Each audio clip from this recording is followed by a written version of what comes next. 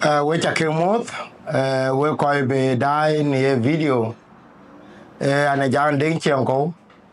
kune ko water ni juba ka pa ni tier ku dongan pen diak yo marba runu biara buro ku tero ku di ne ko water one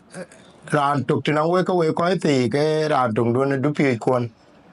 kwa kokol ga ka ben anyanya a veteran of the SPLA when a politician himself, kwa kukula barcho, and panchol jong kuch chiwa yoke kule tinanko kakuma, kapya dharete pide ka benu wa kanjam. Chiman chelo weke tinga kukul kok chako collected. On chelo America, it was the dream, the bujamaye. Guti na le watch beto ko che kwede non ke chubu wa be jamtin. Doga kror chalaur. Abu la lela le to ka ko yong re che kror chla ur yen na ka kror ke de bi so ka bi wo ka jala jamala ku ne men e buro kan mot ku buro te ni ku be bula ku ku de de ne ayu ku gol pir ran gud do de gud be jalbala war ke du pi ku ya nyanya ku berdu pio chi ku le du back lo humanitarian I met him in 2004 in Bidit. So the list goes. So with that could I? Good After in Jammu, in Jalor, could more about you. What be Jabla Bara Sala? Young I Pancho Young, who didn't know. Di chol Panchol Jong ku chirandai and monater and did makwai ti chol Guala a part of Pologar to Panchen ke dida and jidir sin kan kor na yal kul dida na chironi but my parents say ke lwel tongang ku tar ku dida norur. That means, and it is 1952 or the end of 1951. Era you the pet varianto uti kuyuta by anong memories ke tong to read I do to hanum. I remember when I theat malintor kujal twara ben ke take ye. E choy twara ni chada jong ko ni ngoni chada chobichiria. Be mu yu to. Na le ke cha le rak kubi ku kut ke dinom.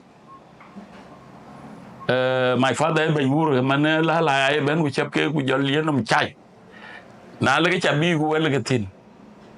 keniem dong e chachi ala ga jol ko wuro tenge niem di ya ma wet kai wara de ye ki ku ma ken na le ga lu ga mi ur chwer ka ku jel ka mi ga be le nyar e choy twara Jel Madingale. abo pan chen e bra tong turi ko koi so sura ga tong turi yuko pimo harago ko naja te my uncle jin mayom udela twara no war ken my father elono golu in get on to it Okay. 1956 one ede go ro rir jol go harago rur an moy 56 boy shamal jolo turi do bojuba boy shamal akay chate chok ben ke chate ya that means in the 1952 the end of 51 you know that and sura ya ni ku la jal beru kan mar chan jala randi te jole juire ke jala to roton wulen de lir madul eto cheki ay lwe dindo yo connected en tonganga kwe ken patui ay connected ken to na wala ni chon man tin adole chelar malakal golo to malakal go tili golo yor ay lwe ki ke binyang pin diar ga wo we jalo mu bu ami to ge e cha en ganen man rundi en dindi ra ja juire non ko ni chan de 1952 okay na ye 62 kon du chen paren ku ke yinga ku yew nyante no aiwa padare dan udien ni jong ku kuranyat ene ke udia kwana an go anyat chul anyat de kwil ding dengo Oh. Denga ko bega unga ga man. Cái chỗ có giờ. Ama ni woto ater to kene der denga weiro to kene der ko to kene ko ya ko to kene ater. Amana adin denga ko bega unga kene man. Amana din diega. E man tio ama nyana gal. Okay. Aren dun ngoy. Ngoy dut. Amana balong de narko akeke ko dut gol. En ga din diega. Na bo 1962 Kuna mi da kai kon ga yinga. mi da kai ko ka lwel daga dit. Lwel jong ku ti ag le nga twang yo wala bole nga twang yo ga ha. Na bi ro ke ma du de ba. Bu bo nyan ke anget ku ba anget ko. Ku ba nyan ke ko la ko. Ku bo nyan tiop. Gi ti aga le ngong ma juot. Ya lihat ya. Kenapa ini ke ke ya jak. Na duping din nyan tiop ke din nyan ut betul. Okay. Na duping ke din nyan ke jo jong ku. Bitiak ngade la ni chola lir loy bio. Ba long pagi ko bio relak. The last born to my brother Kur in Norton Bur. 1989 ke ga dambor din mama ka my father nang dia ke ro ting ro nya nang kwet e belu kay nyande ni cholke kulere wonde ni chola nyat kulere nyande ni chola yan rer ga en ku jolben ku de ni nyanti de ni chola tom dia ri yong ku kur ka kura nyat saban nang dia ri kurang dia ri doro. Okay. Kurangnya nang dia ke doro. Ku ban taban sultan ni ban ate te piu te taon da larap. Ke ga siut ke indi na to yinga. Le to ko man madal. Lo nyinde. E dia ti aga ke doro. Madal. E madal. Man na to. Ma ku na nyat, nyira ke na to. Ngade dina nyat ti agi ngano ngoka da ro nong yi maeno ka yi professor makuna nyat no koke to yi ngade bishop makuna abol to ne na lo be na yana nyat en ge dur chen koke fiat wontung do to man mancha dia din dia ka. Okay. Din dia ka. Opia de yung chiko anyo tayo we ka ino we wona nyana gal ko makero wona nyana gal. We na malen no. Aba de we ti esa lo ka pala. Ngayon we no malen.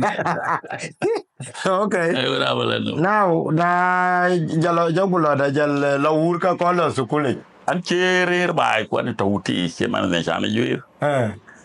Na 1962 61 ke wole ga bai uti go ba ngo yoko ngade de ko kwen ubi na lugu to kuli go le la bai ga runbo na 1962 ko ne to ke to jo kori so ko de be no kai te ai ko ne pe lo ya ke kwa ye lo ke to ke ne du fi ko madir ko nga ko ban ko la nya de ne ban makama ke to mani ne ban wabi ke mi mo kwaja nyu tara namare yate akote koja na che ko ke kwan ke to ko dita chup go wala be boli do e kwa bolis bugo wa chada na bugo le wa ke we ko ngai bi mai whatsapp mading mai ko to ale ben kondai I remember cher ko lo e belong Jorol we awin yan ko cher ko lo yar jolako e beru panchar ku kwany malungwe Dr. Maluk Elijah Maluk bi kwany Maluk no men chon magol mangwak mana dumut ta kwany lele la ko ka du chen nin ma kwa jatu jot ke ko ke joran tinan del be janye yede go do chen e be na 62 gan 62 dai 63 ke wale ga loy shadan manan jal gam del tok 1963 wa ke gam ke chol bol elementary to kul ke ton bai te ne malek taban gu yena bor e tong larab che larab wel tong larab gu malege tong la malege missionary school missionary school e tong la ngali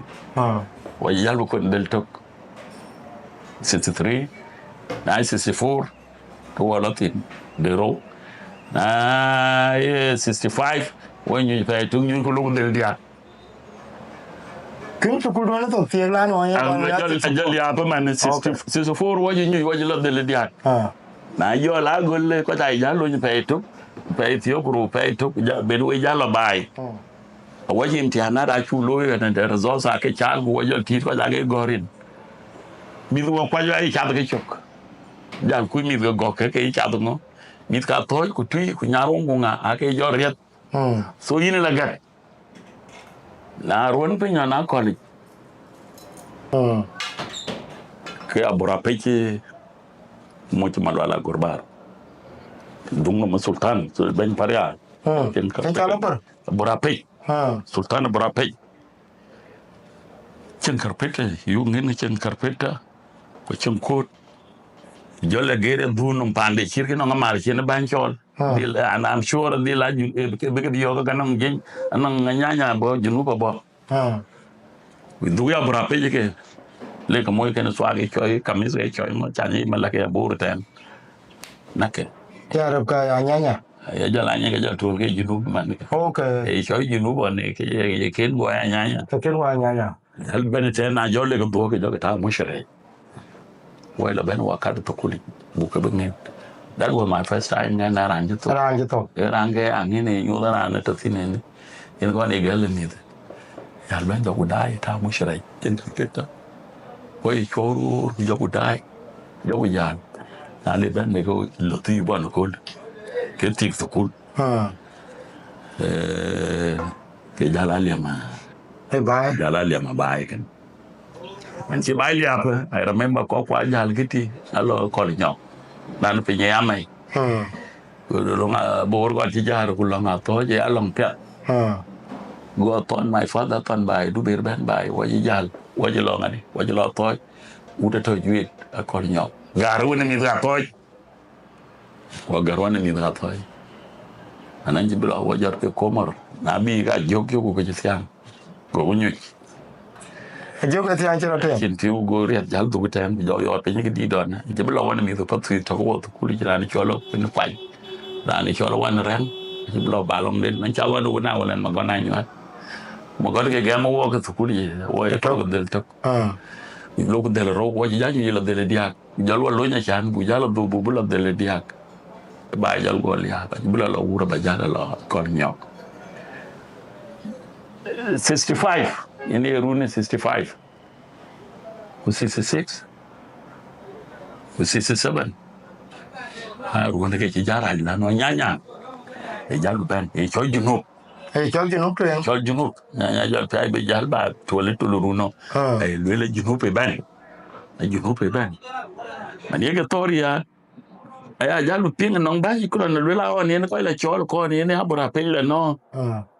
malumara ke ben no ngala harapa de ke de abena ka to hali awatem anyanya abanya ke yu ka ko bo te ne do ke nyu ye jalu la ko diri jalu do ko nyu ku jole du ban ke ka batte mo ko yen kan ngade gol tonka ko ndo kuri na jaga ke kuri di ka ke jema tajiri jilo tiare paketo kuri lu ya ngwa kriye benong du ken dir ke iraba yo ti ngoy yo je ti kachin ye di ma di e di de che gat ke ti one ran ben la rabe du ke la mat ken ran ne met de ni rir a ke bilwa ngoy ben china ram jino a ke bilwa ngano ko le ke be ngadi le ke be ma di e jal do tok that's the end ku tonga nyanya jala ataf ngadi jal be amuj ko ni chon ma je jal be no de ko marange nong tere chon ma je kai ben ila ko bio ke wor bio ke ko bio nan ko jal to te no ni no ko tamro e kina ja la pingan ci to a ko nyo ku le ba lo mo ci mading le la yo mo ke tau ke bara ko le la jo mo go Jo mo che go le ye jo mo. jo mo ke on ga ke ko mo jaran jol mi ma dingi jal bi nyang we gol le tong ka na 1966 kan ko le lija jizaban Ajin ma yo. jimayom orampi bi ci di jo ñu bo rek na ci ñu ke ci ran ye ben no ci ci rio do barak se pe ñela le ku jol ko ciolu le bay ke me to kule liu malakal e bi chen to kulo na 65 e bi chen to kulo 66 na jol ben 66 ke jol ben jo ñu ma ding amane ko go kuna na malek ko go kuna mading ke be abe ran chingi ran di piorio je man dia ngi la lore ci ken Ka che ber do so ko. ran chingi je man be la dom chin wo che ke be la be bi wo pa na jit ko ne la ben ke mi nga e ko ma bur so go le la mi da ngi ke be be jon ma bur yo loñ bi jajal ko yugo bi jajal jol duk de ru le to kul malakan kul chol ma jama ma dar sa junubia e tukuli nang mi ko ba nang mi ko an tukulan jitie ga banare be active en tukule liu amaningi ni dr godi alina peji nga ke ga gon de gar maleke yo mai i win wula na kuma i wo be ma gona nyat cha ko ne ge gat i gar ne alier i ma yew kullu e jalo ko reti classes ay ke liu ran ngi to gere to l'arab classes l'arab hakaliu ki short drip la waliya elementary by then jaras 67 60 Uiz ya kuma man ya kuma malakani ngaki muksule tukulide. tukulete minister of education Okay. yen ke che jalle organize ya ko ta lo wazara ku gar ko rin ku joko la jor mi ta yakuma bay wuji ke tewut manet tukula jal beliu gisma l'ingilisi ne lo kalam l'angalit ran tongo l'arab pe lo kalam l'arab ana ran tadrib la wala because ana kunta bora Yimkin ko Arabic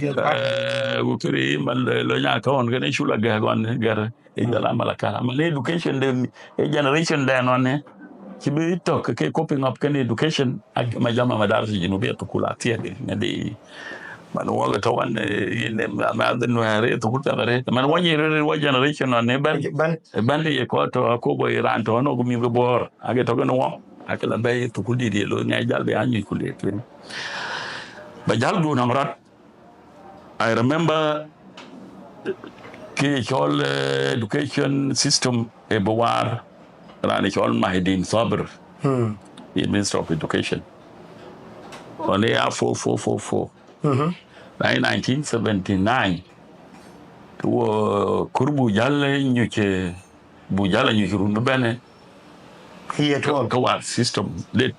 two classes le kabay jol nga jole well from elementary to primary kuji man wo kan gol wo ci jalbelo delati wo gol delati malakalten 69 logo delatan utin wo to jadwa leru wadon dong elementary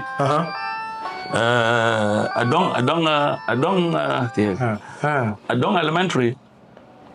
waji jalo manan ñu ci 1972 to bi dor ben dor jal ben ka tul ko wato ter ngene wo pej mo ya bu jol dor ben man wo chale be akur ten bu leru ke ma nyanya bu le kur jor go chwel yu le yene nyanya le lo mi oju mi ru ben dong elementary to gay tutin ken ran chol ma bir ya ke ka ke banga nyanya ke jal kunim ti cholo bong ngay wo kala yutin anci jabi ñu go gam ben tiu intermediate anci bala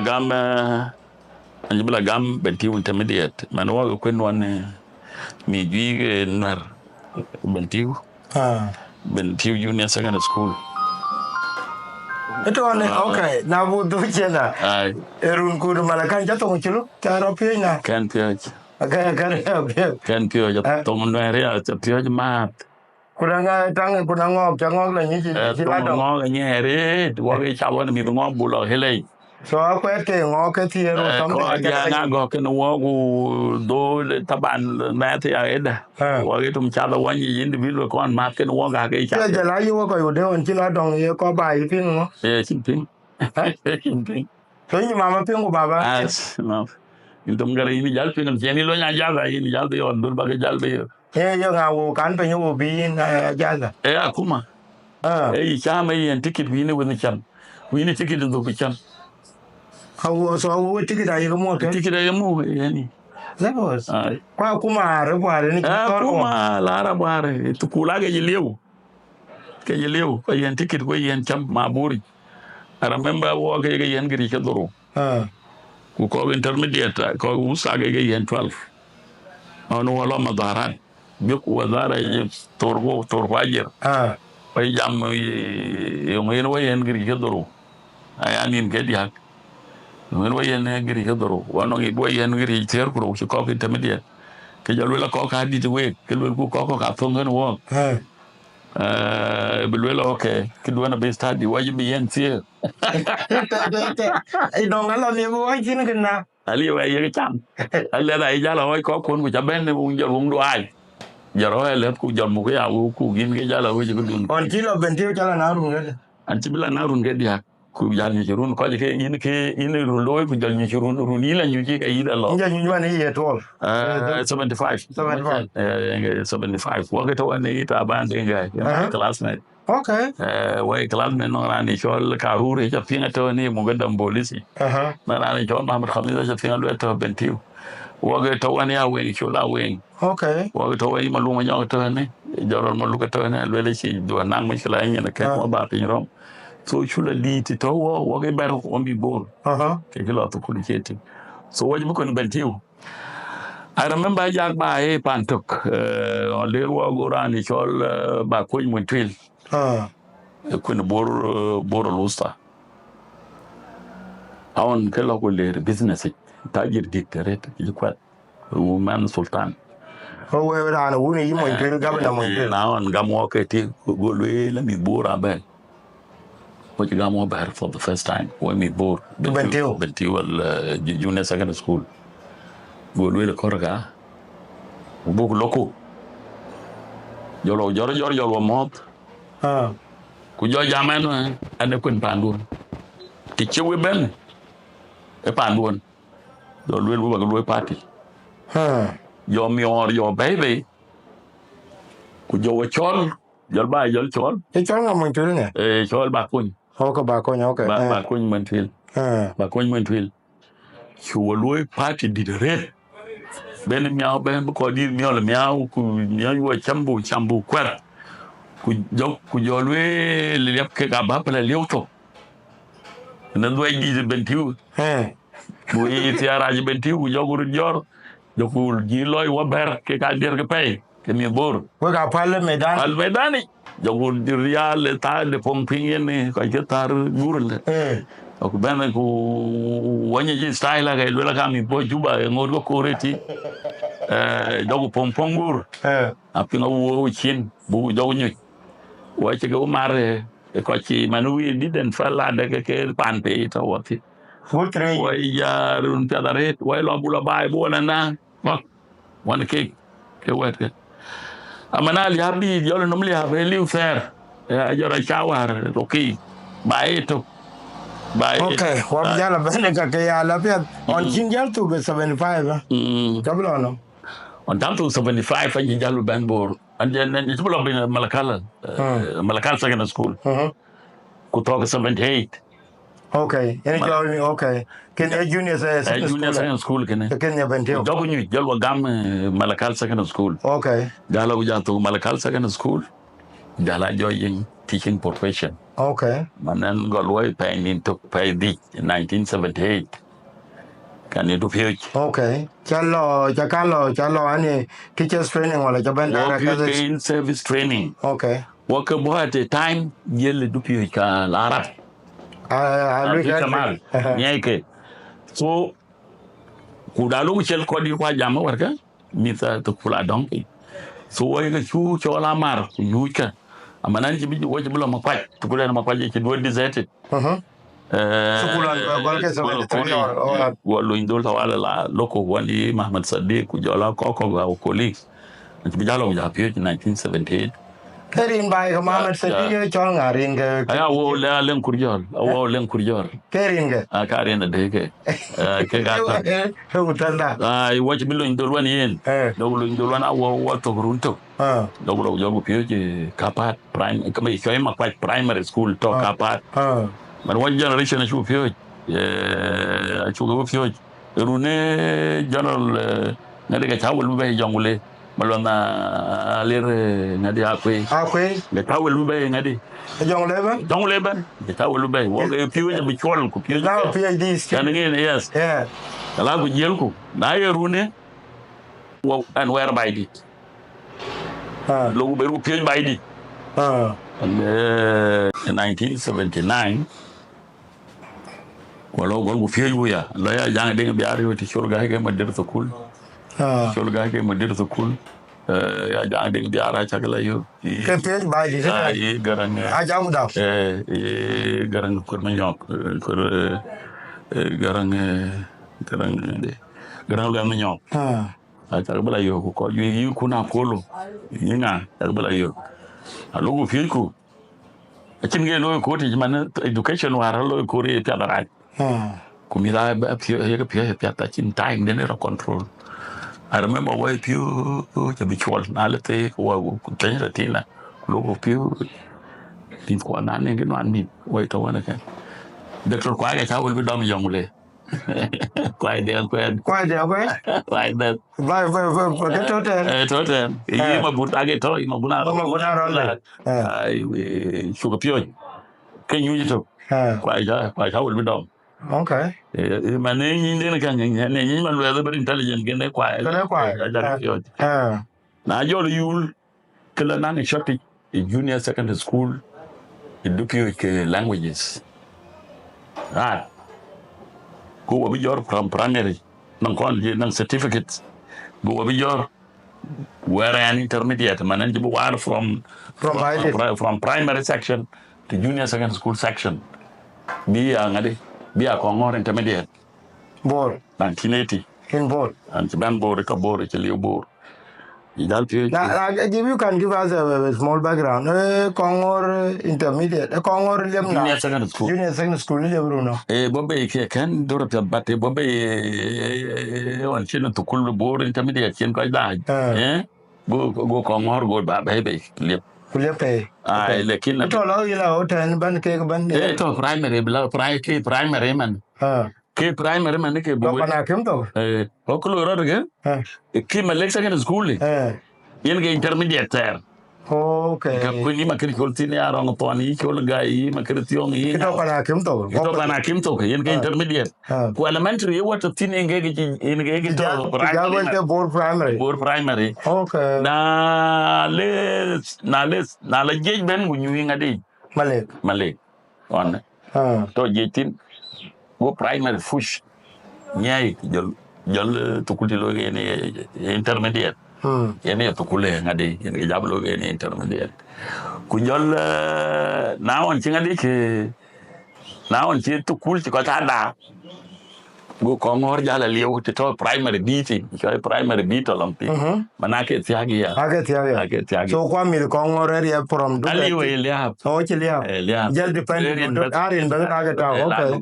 lanu Kongor to ba ne headquarters district so na to bur Kongor de dilcha okay so ya ilwan kan ha piwa ke gare ngade Kongor Kongor junior secondary school so go jala move now to jala move fanji bu pio je na mani de dawa yo ke to del ro ka del to nong shula da ja ba ko en go jarat ga ju ke yu ke pio je ta Kongor intermediate okay ko ga to bor intermediate jolu ke pio je pio je yeti na 81 ke lo ko je ke dan before that young director of education to man in the area rane kon ben twing magatema ngadi magatema wor okay marketing ke mu education Pala. jangule yen na beri yul kanan kurle bay Nan kuragol. nan kuragol le bay on jol wa jala kan jal dori nga ci jal be to lano na ye be loge commissioner Okay. kurle ba nyaay to pay ko wala nyaay so to da ka ben intermediate ka on ci jal be ya Local politics. ji ja jo la ben go jol ko ji ki chol kadel strake ki party di meron ji do mare yen ko kala ko ci kre district ala ka ji kre district ko wala ben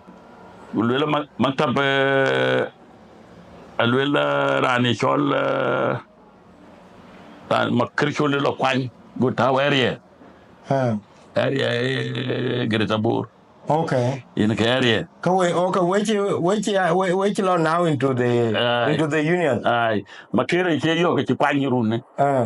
Ku jol ba ben ku lui bless. Jo dia jo dunya le. We ko ni meri. We guru men party de. The party de le king popular the turn on liberal p. Kutanu. Aga tiek tak party de. Ake dunya one party bas. Ka we ka lo eto hit party de. Ran ben lo tin goro will ben ge ran the party called as you. Sudan Socialist Union. Gachi wa jabla tin nabi ke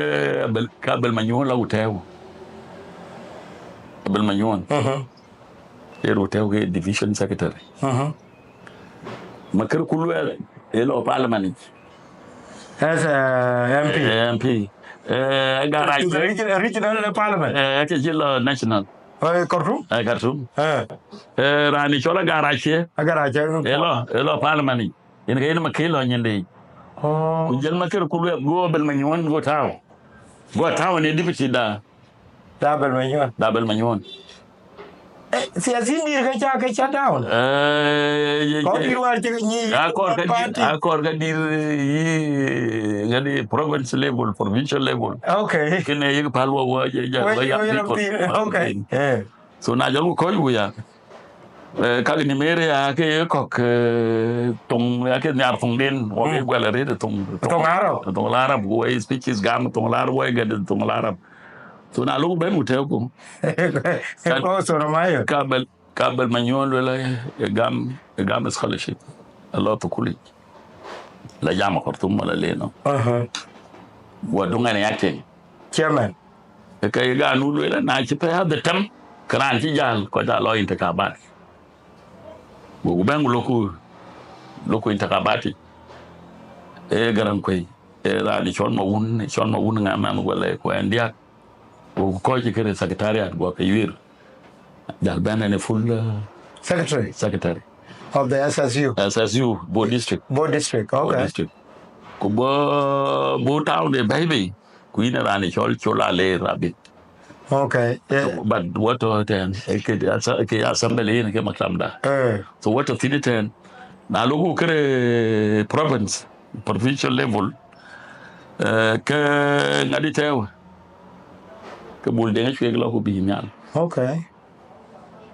The bul ko bi. Loko to den on ka wajal bay mai. E bul ka tatwen. Ku bo maker, ku ben muk district. Kuba jang de biar ke mu ke Kongo district ke SSU na jore jag le course ka kur garang lo ko yir go kur garang go ko do fi kur garang an ko go ben ge mu ke party so we ali yak in the area and ben secretary Board district kuba kur garang an ko Kongo district kuba chola le mu ke appear jal can influence what them and under the because by that time the regional government man in talk the National Executive Council they go operate yaga kuma influence what they young role that way monitoring the body the political party the ruling one and memlonda kuma you monitor the policies the government or not. When we advise, we also report on the executive. To the headquarters. Aye, that's number one. Another rule, we policies the government. I have to be very sharp. kuma begini loy yagla gol wala wagi chat kuri bunin luk wala buedu wa siasa da kuma begini loy wala ben yongu nan chat yugla yogu kin mare ngadi siasa da kuma ayugla bay kan man chat kor chat begini loy ke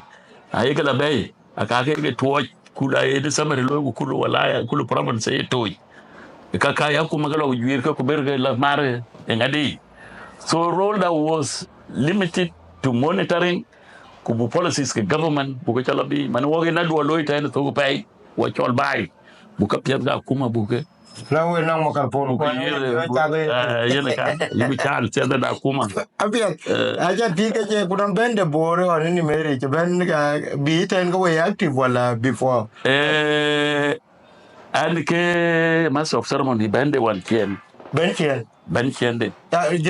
is it? Because I've seen a very small video where he and a chica wajadom, but they copyrighted, so we cannot get it back. On BN, Amane Ben Kachit, Kubi, Lor, Lor Red. Yeah, you bought it while I knew you matar. Knew you matar. A chip is order the can the bad Durgan. Now, little, you have been really open. Còn mua dọn bài bài ngào hay liu bài ngào bài dân cái em bên người là có đã quen là cái chơi cái ngã đi chơi cái quên cái chơi đuôi cho cái chơi đuôi em cái giờ mà bạn đã xem hát đấy tụi linh nhỉ bên cái này áp sát đấy cái đó bây giờ cái là chuyện lỗi cô giờ lỗi là thì lên cái cara bắt đi đấy Ariel qua ter cho bố với gia đình chín cái lối của cho bố bố biết phải chỉ máy shakal biết tôi nói máy shakal bố luyện wazir tagan rồi công phục cái na car belu man wow jol jan na yul ku jol lo ko cham findi de yuir bu bira de anaka na chu be ku jogoy lo pan ne pan war ko ma pati l'errore là cái lính pin nó cái lính đi này lính đi rồi nó lính đi thật nhiều lính là cái giỏ cái lính bay India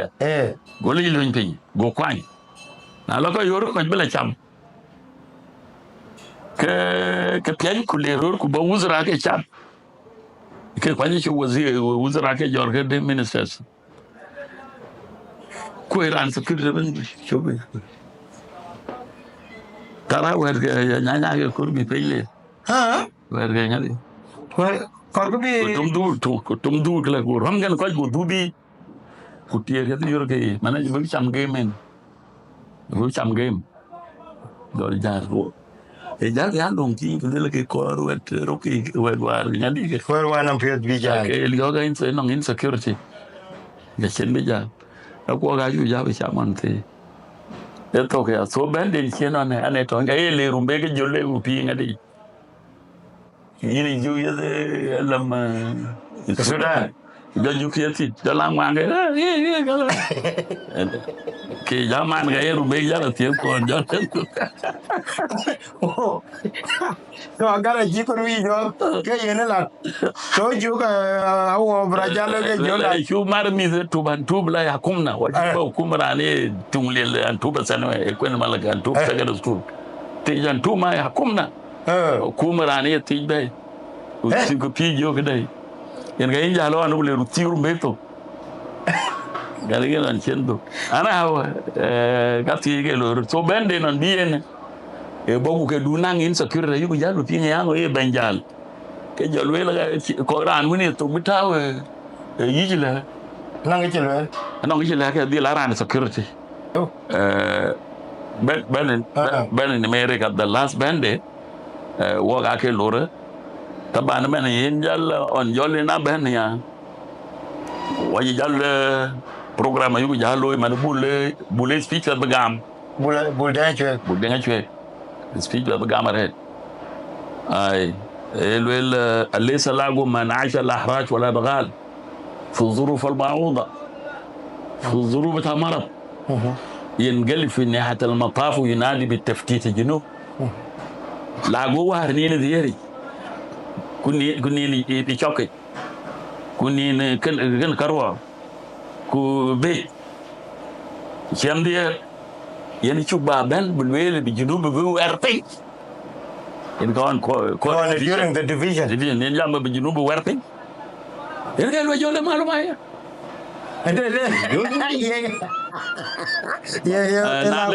Nale Parga will Yama mine was just an opinion. My let you know being an alloy wool. You got a dick. Come in, Nickare. Aye. Rani relative go money marriage, nothing. By they take a one. Mine was just an opinion. Appear that now you are into politics. Boy idea. Where can you because nang ti general la ke we la madone ke roke on ku they were pushing for this yung real story tanke because I've talked on ke nang clandestine group on lo intelligence to yin ban ana ko den ko we politician on yung cha ni ku yung ya ga before the editor ana ko ke je ka be den lo rat ke ka be nye pet but wo ka ke lwele je jota korbin la shamal we judumbin you nye je shamala disababa agreement ka korbi dismantle so ye junubin man ken je junuba korwe nyaay ma chan be kriyen ma problem de junubeli ay ma ke chirge nangulu el arab manisha nangulat be ka war junub be ka lar shamal yen ke dit ke na yen ke number 1 yen ke number 1 re yen ye ko wer ka jamu lo wa ci war na war ma ke lwel ku ke no ko ay lwel ke e kunyi ki dit am na ngati ko ke minor that I need not to talk about them but yen ke no ka ke ya trigger ke re transfer ko the transfer of the ay be large man tabanon bi amaron taban ko ya li beteman ga yede ke be ya je you wala yiga tier ko yiga da tam man jinum jal mar koni aga opio ko ka ke bla bo junu ba ka ke lu junu ko ga ya lu la ka ba ka war kine ga nyai oni wa jam rolda wo ke mat ko dir ke chu ba do tanya kuma wo ko dir ba yu lu ke ne ba gol panda ki panda brio ko na gole ne man ke force di de je bana babio pa da ne ko ba ko yen ma chakal na lo kan mat ken ke wet ke khazan ya lir man hadi yamkin karbino ko on to fa inshallah ya lir ya ko mi nga ki manyang man e lo wer ke ne cher ki ba brio ko do lo ke yo ngi we gol ne ku gol ba pan bur ku na gol bur ne ke kabria ka be abai na no kuma bana benyin well ko bayrio kine yelwel go lwelo wono ngana agreement be gol bana jinu bu kulto so do gari je kine do gari ay bro gol jinu bana to ko kulto eto ake jam gulwela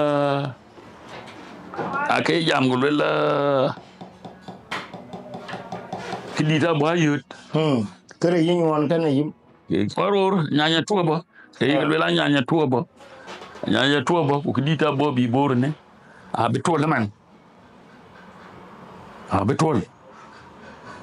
ku toka ke berri jiti ya because albino to choli ne mai jamti yes adag mi auto wala ga moch randomly ya ko ya auto wala jor jirke to baye ci to mayobala man na choli jan ko ji ari le bi wo ci tay dit ya ko gane makajib ki kan de to tok de John makajib de ga liuto to because aja kala yo ke atung ni mai to ya makajib ga mu ngade cho ngo so aja la yo la pa ne chom mang pa ne chom ni duai ta ne mu tfaji ne mo mo tfa ai so al mem to alo ra ga na on ji be ya fajara ya achin ko ju ben ai hir achin ko ju ben and I remember chirkin on watch ben before ko reinforcement be bay bare be point ke go da jala e chi ko yo lo cha benu chol ko yu ke mare chi ba kile ala chi ba mare go ga cha ba go ko to re so that thing chi tao kan ni ki do ben no di do ben which at the end I can ke rabloy tong thor now do go back there to kon wa be jablo ka ge de tre bu be gole de tre ale lekin kon du do ko du ku re du on kilo su kule chi jablo du ku re ki in anjabe be yin aga re ja lan be lo wur ken be ta bai bu wor ko be jalo bu yala mai tui na joglo du anta wuti wochla mai tui bu la ti chon nyam chuk i tongon ni ber na ko ti chol lol ter ko jabo jor diar ye ke jere ma ber ja wa de le biam la ma me ak tong ke la pora neti a joglo du kur po ti 1965 ko wa jobe jo mat wa do lo wa bla rak do ga tet orwe wo ko ja kwal mat ko jogro kwal na bugu bay ko wa bogu chit water jo ngalo ko ler pan le rek de wel my father cha yo in rek wana cha nganyat yo chega di ma gor go war inde a chen rek wa che ka war ba na oda chega kon di wo jo di wo ma got wo lu ka che go lo in rek wana ngade wala mbara ke ko ka dia kirana gwai wai wari wai wirtu ko ngade ko yo lo din rek wana che rek ma got to ikatos liu to ikatos de ngelu bolis ikatos longa ke chito ma got lo to ti aw ngelu ala baba amra kwal la ule mai mother lo amra kwal mbelo lo prema muna ma dir bol ko ta ner wala amra kwal amlo no alo ya we wuru ta jinu mai badany do ga no ani chol wen ngodi on e chirak go wulo ko ron mo wera be badany ay wuri in lora badany wala wala baba anjal kor ga chi kor golu imba potum do tinage ne lo mai mada imba pornum ayin be do ke chi mi danyu le chi lo in danyu anje mo lo ga ke bra one lo rune ko parunto na runde ko reke we rag after a year to kam ko bona kin se ko wo tawrakin wona ma got jal ben na du yuka wara ko ne alir nyok le pol lier an ma got ko alir nyok garanga nywan ma kol manya dol yi pandiara luong ya changa ngadi wara ko du fa di pandiara du fa da do ko da chet to murun lekin re ko pandiara luong garanga di ma ma okay wa ja piu ma nyang with ya yen wa jab latin do warak man wo ken runa ken go ba wo pol ku jo mar wa ma lot to ka wa ma lot jo ne ali bo loy the same year ka chen wa go bi ja chola ja la to kuli abia cha ni cha gutawan ka cha ga ni war an jol bugut awang war wang war de ni war jol loy ga jol loy tin go jal okay gutawan ni cha nong der kun ka cha ga ke ni cha war an che war re tan ne yong go der pol my brother ali my brother kur ay luelan bugut ke luela gor lu my brother la ko acha gur kero madul lu kur dro ja ke bana na on am dem kur we gor na jol khawaja ben non yene tung jal mo ne al wutok tung jol bay jogo ben wakat ko gur almost 200 won ko jol kar ken kene ngadi kene tung so ngai lo ko war ai ke ngai ra tanya jalung nyo jala tung tar ba ngai je jalung nyo jala ba kar ba ni na je ba kura tanya wakan waje mai tabu kawaja dom wok ngadi waja kar ja ông nhau bây giờ ăn chả là nhìn bây giờ bây giờ gì chơi đâu đâu là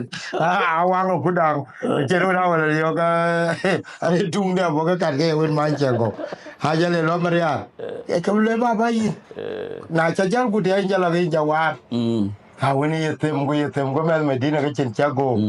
cô trung đeo tao nhà lá phần là cái lối phan này như jo phan này như tôi bảo mà chơi đó mình đi đâu cái abi at war anang ke chu be war dog dai ko ai mi te enger di do ur ke do ur ka pair te hierarchy dominance ko ken de ken ke ko ta have you experience ya salam kita dare an ce to ur re on an to uti Jolando dungti ku do dirato kiri makere ya changa nywan yi mayol den kwai yi alanko atun kiga do dir ku way do ti so na chuang no ring dai la yenwa na logro ki ku do ti we ga ring jor dala jakri so ringa yu jor logu tem lo ku kwan ku tim yobu ring do dir ga reten na le ko ja teke doli ko kwa ke pet way mare doli ba de na ko dir ga ring tim no ngi tim ga din yin ko rin yi dung ti yin kwa ni ko rin na kwa ni din yin ni gwa ma ne ki ti ga ye shulin kwa ni this is an order ai ni ki ti ye kwa ele bele ki na lo ngudi na ki jal tum para ba ki ko di ke na ga le kini ni ki ye ya ni ko du nga badil kwa that was an order ai lu ko ta cham yuri ni yuri ma ton o kai la yuri so rum we ne yuri ka ke chukab du mari ka ke ko gwai unda so a chu experience on towo na chỉ coi luyện đúng chỉ lấy là nó quay là ya kar cái đua đi cả quay lo bù lôi liu nè còn cái na chú là kar này London you know the same order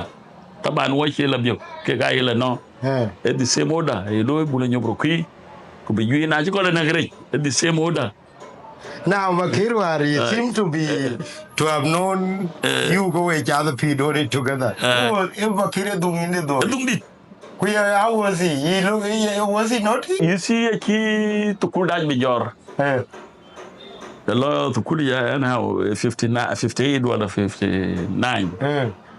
Mana is Kule Dajor Kujolam too. Mana Jasake in Bubena in Takoa. Who not a boy? No, John. But I don't tell boy, check what you will go. Tell you, check what you will go. Chỉ có anh gọi lên rồi. Ok, lên rồi. Đi lên có phiếu cái nào có trong cái này. Bây giờ đã lên rồi là cái đó don't misuse. Erir. Ok. Ok. Trên gỗ trong. Unang baba. Dai di doratory raja kan yo mà đuôi lo cái gì mà đuôi lấy yo. Cái này cái đại nhuận để cho ngon của long thịt.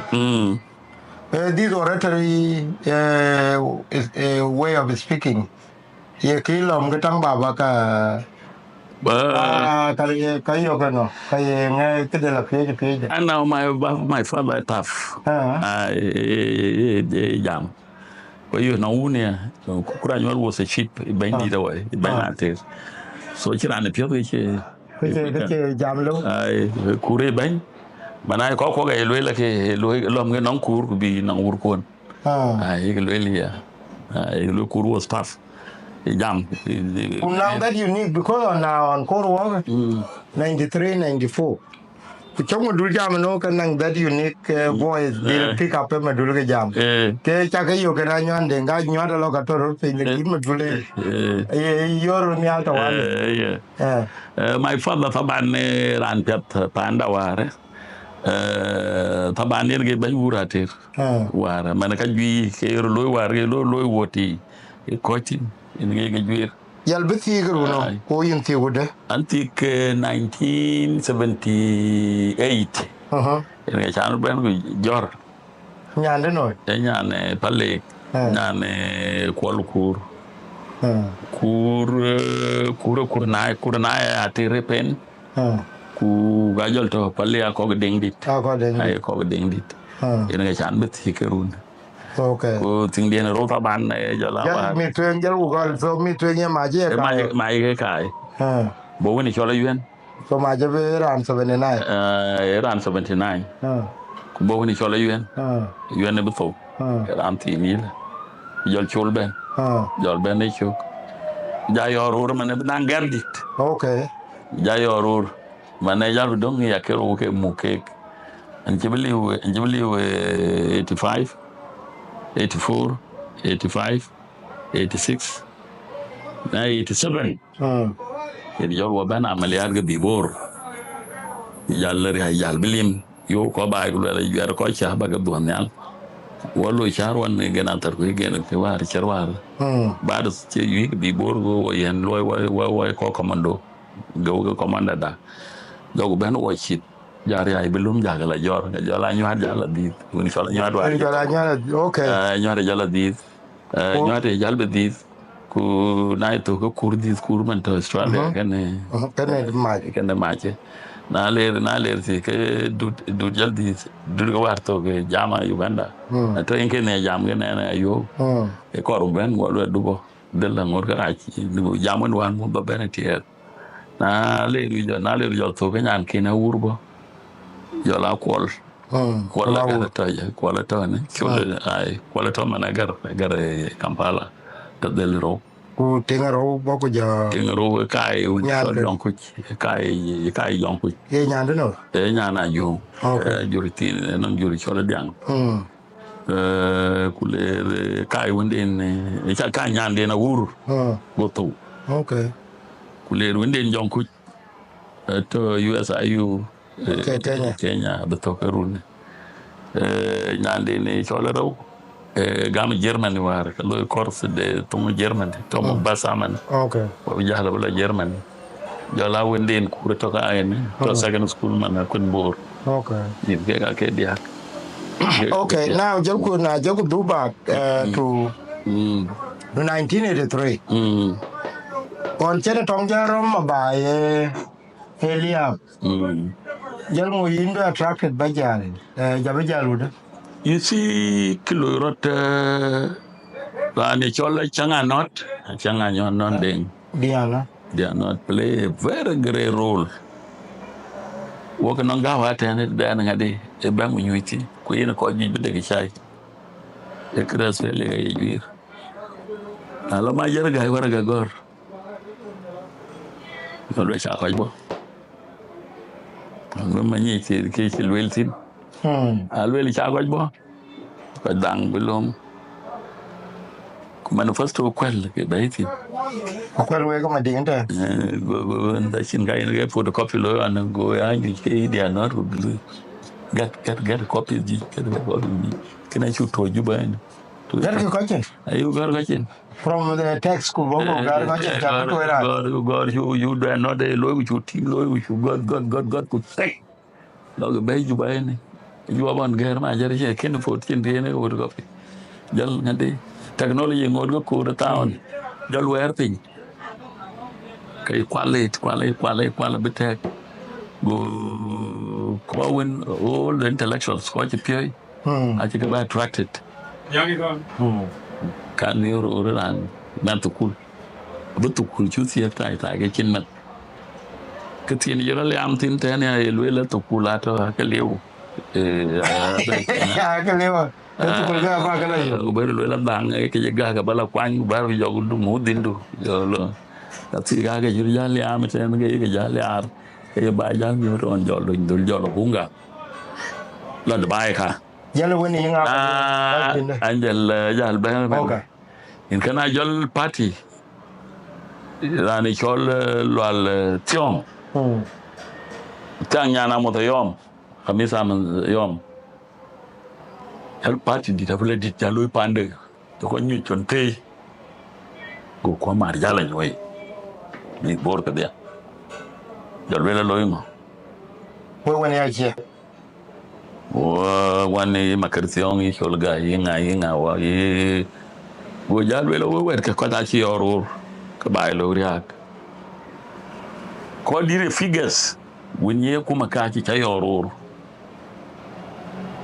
ku mozofin ti ter kurka ba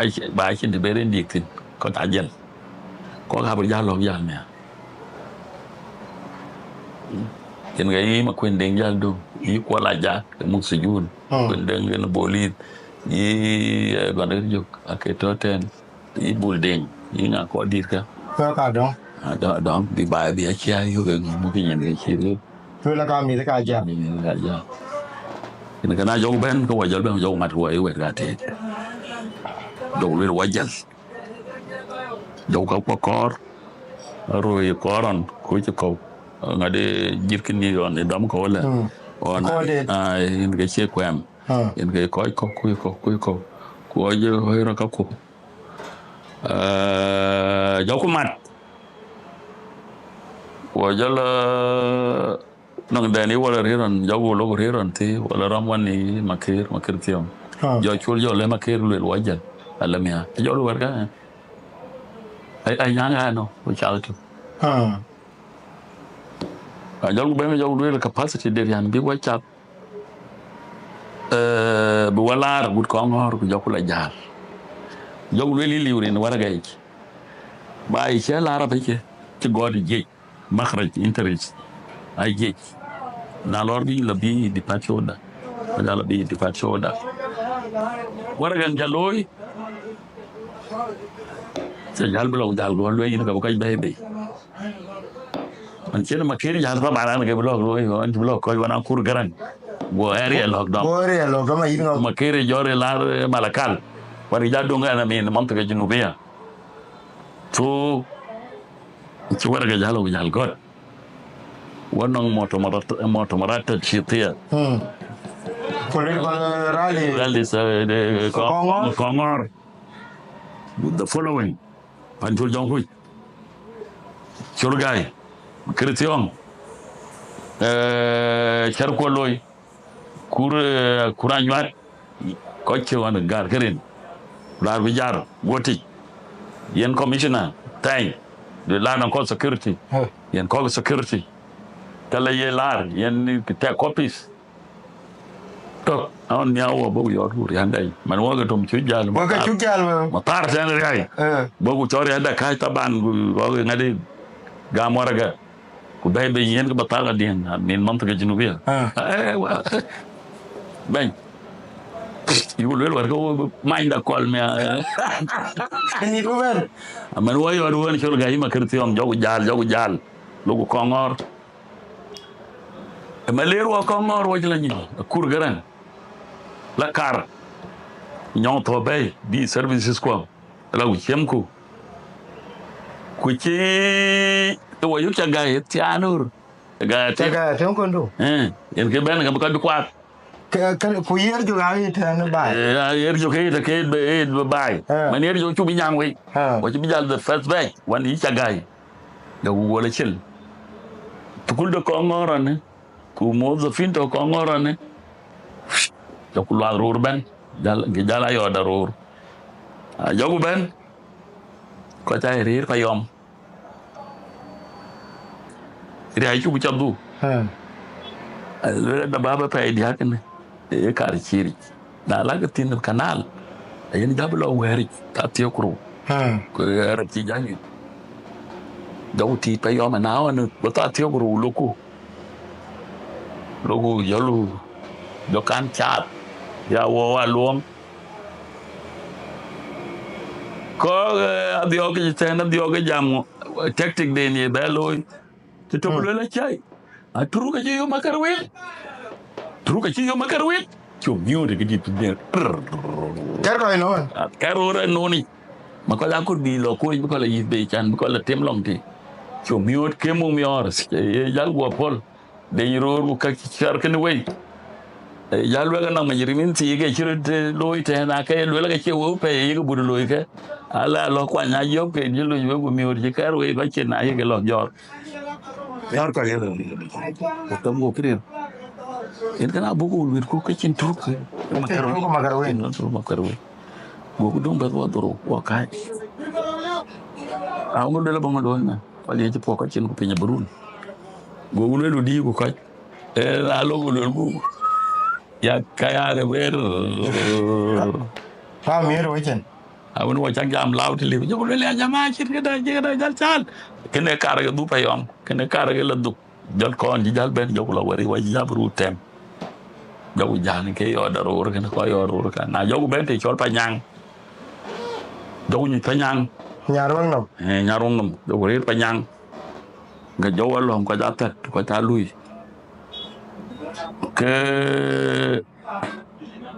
ke tiếng chole bi we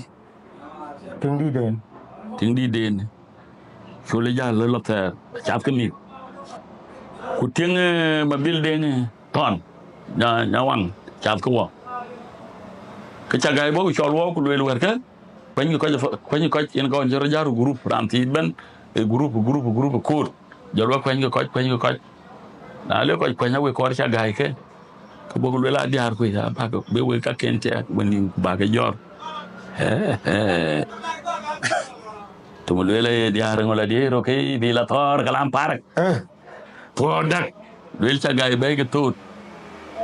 wa yul bulwel gen chor gai wel yin ayel bule ko wel ka te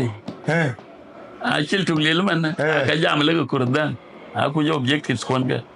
e kam yoru jo wel wa musaqafin wa ga kan jor bo wur jalo kur jo mer ke ko jolo ke supported jo lu indul dog ben wel ku tek ko kan tum wer ko ngor ben yo ngene ting da lo ji gi nyim ngong wo to pigu ni ka be ku jar ki ting den ngene mi ko pech na yu wer nyaro la ben yo ting da lo ji gi nyim ngong go lo kar ja ga ja do lo na yu brand to sa le de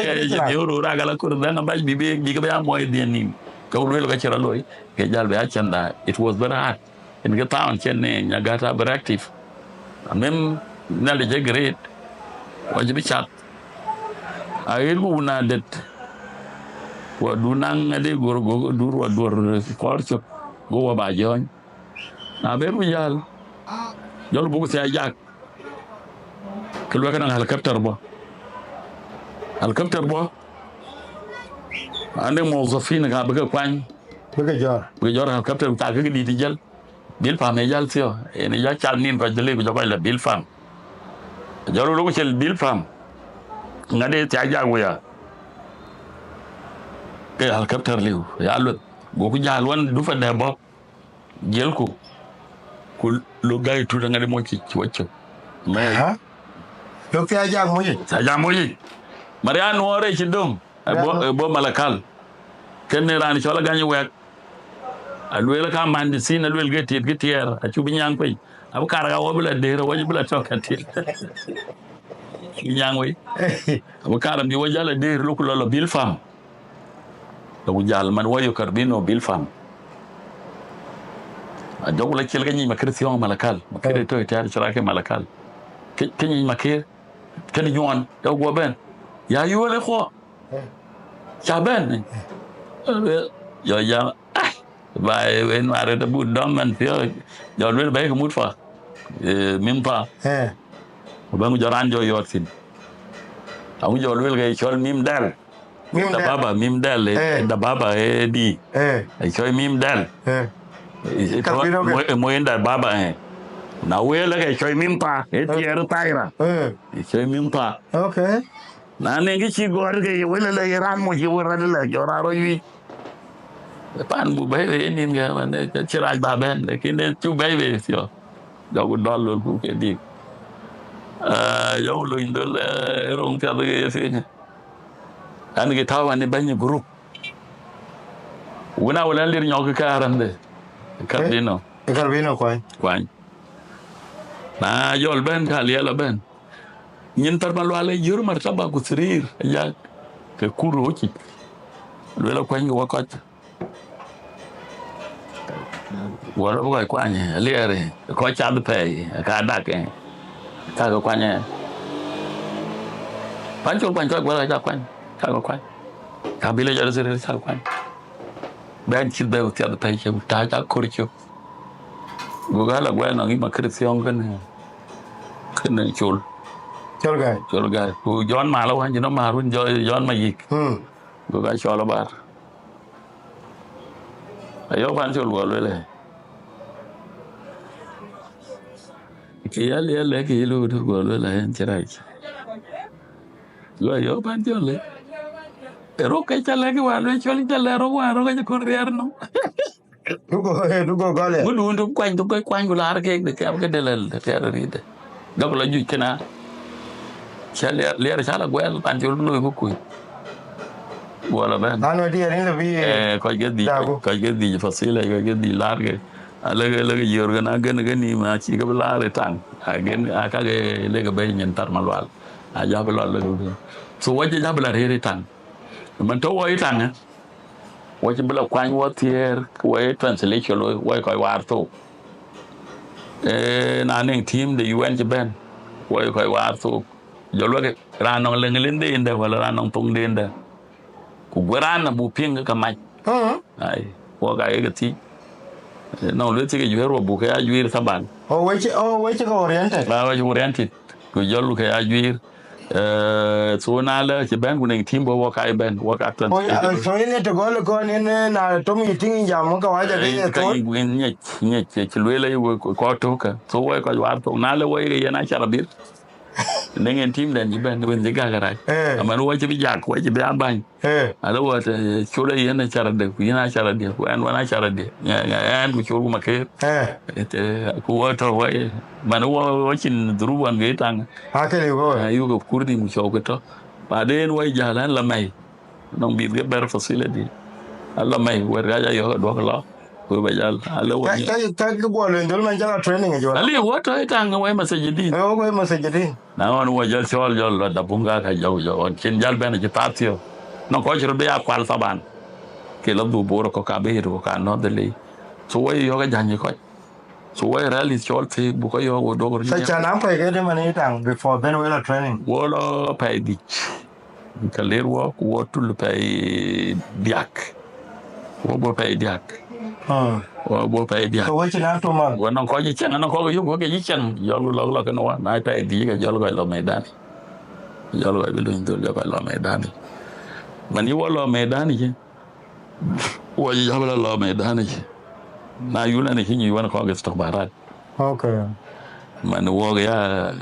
where the security were getting in ga ya ki wo ga to wo ga officers wo ga to wo ga personal na chalo security yin jira chwarpi ni belo cha we inche yana ne haya ko jabalo ke de so wo jibelo indor wo jibelo man battery intelligence on ban battery ban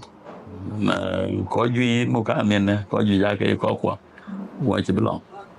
ke jibelo korsi wala pa edwan ay pa tok ko bo fo joro ay to lo ko di sababa 3 months hello ku jogulo tu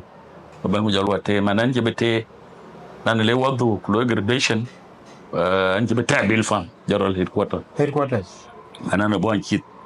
when the whole of 95 lo general headquarters 85 lo 85 lo general headquarters within the raza banyola ya sa di the bill from general headquarters di ti gwir ken ton wol di lo ku ngaw ko non forces around when ka to ma campaign tin baban e ben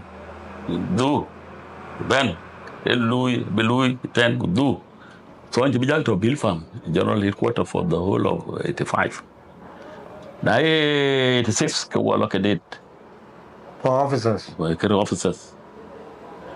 na lewa kama kun fi cadet kan Louis bunga kan instructor ne talimji ne ran security kan ne talimji in bongo in bunga to bunga ben na 87 ko wadu ka cadet Shell 4 ku jol wa thin out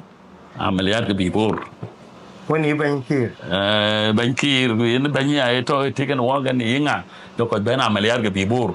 aban wo bi ke ko wo de reinforcement commando you kan wa fin fashala ku te wo yati ku buku yima yo ga yo ke ta na buku local deployment in Karablo in Sabanako and we did not fought war commando ko wala chelula ke by dom and we participated only in ngadi teftish by do ya share teftish ku jawa yoga the fresh force is to move ke pa de 7 dom okay pa dia alwela yala move wajib jajal buku ti chon man bolol ku waka jol mamtaka de wande yigumru karam gumru golula kamondo ko jol chapti ka je nyane ti lo no ti te kar no je nyare ba be kar malisha rabu kurban de ni je belol far okay ku kan ken gen ismail duli kwangule ka chop chop ka che yi pitialo yi ngadi yi jur kuchi yinga ake toje chop ai ake toje chop tunge doli kwangule kutoje wo tung jilo ngadi chop jokulo manere ya chu jal bla clear malisha jala ya salam te cholo sila ka chen bi jala ben ga gandang ka ko ci campelo ko ci jam wona ban ko jam wona ko ku jol ge go jal ben jala salam ko ni jala fi di moka ku jal be akor na gu yu do lu biriat jala re ngalen di molen ngalen di molio wo ka li bid lan jala del bi bor bi jal te kana riyad mango ci bana ke cirga dam ka fi bor te aiwa yana ka manan ji bite ga was the first to come by ta ngadi were minded be ku mi tankari ku do ko riyo ji alwelta de manya de sin manya be ku gam tankari ku la du ka goda tote ko lango na wan go jal bi jal on cold do ko manya ding ku jala du ku jol wa yo ku la move loy ga char ku jal bro chere ber jal teke a chu be bu bi tingli che wo cher total bi cher jal du bi cher jal du ku lo ngadi kematong jala lo now anan te tin bin ko nya ko kulten ete na wajala du te nya to do ro ke wona gena tar ko na an knowledge of that chuna the unit go ku jala man to intin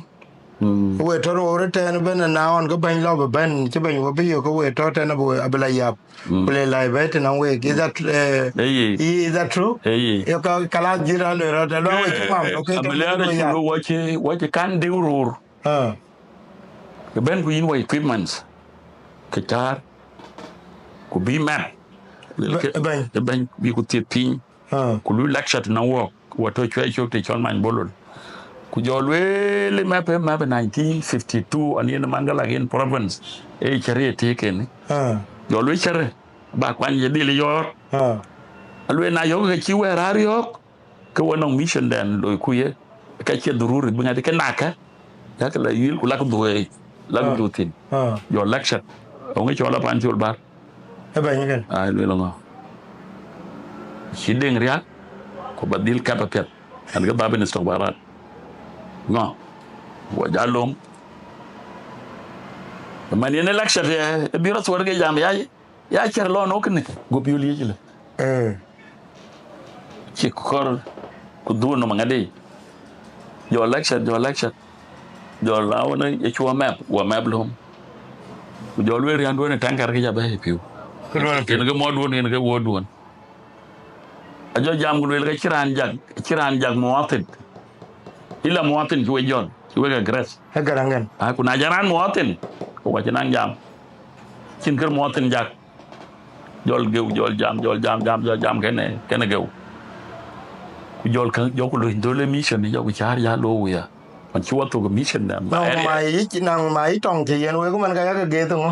de ge no ngadi no ge to ko ge wat wan ge ngadi ki nye go clearance okay ai kin ke clearance be nyai the goodness of it jol wirku lango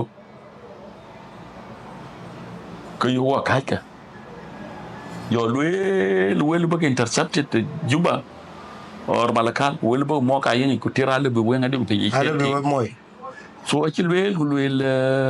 yak very careful jol wala yen sam le sambe jol wala yen mutra de mempa jol bay jol wel ke ba loy char man jol we ye yen kene kan ke kon sa na loy ba ngeni jol ke be loy ndol so we nang yo mi ne kon sa ne char kwa je bungi non areas ke so we man gumro ka jana ke no we jor we lango de we o ga lango okay lango ki ngai char bet betin okay ke jol du le long we chi tingli na jol ku char loy ke wa jol gore kon san jok loy jo char na on le du ke wa jol ben bu loy ku dul ke piate li ke ra jor e chertari kwa war li a war to gro no ma jolante ay ka war tinte to ku ra jor so yu ko te ye jal war nyaay na jol lu ku nyu ku non te non to ke de te mir bo go mir no anang mir ku fi wa to ke dai tangire na de lo mamuria tankar lo mamuria ke na ni chon ma gini je fiu je yen ko je dam tin to mer mi yori mir wa jamar ke do mir do mir chet ko abud be tankar ben lo ko ben ala taro ku fiu dianga ku yoro mir fermir kiri ay bo go go sa kiri ay bo riaye lo ku yu ding ci twen yen ke niop ci ke tankar ke fiu la gemo bo be bi ke ding twen do ko ci chat lo ki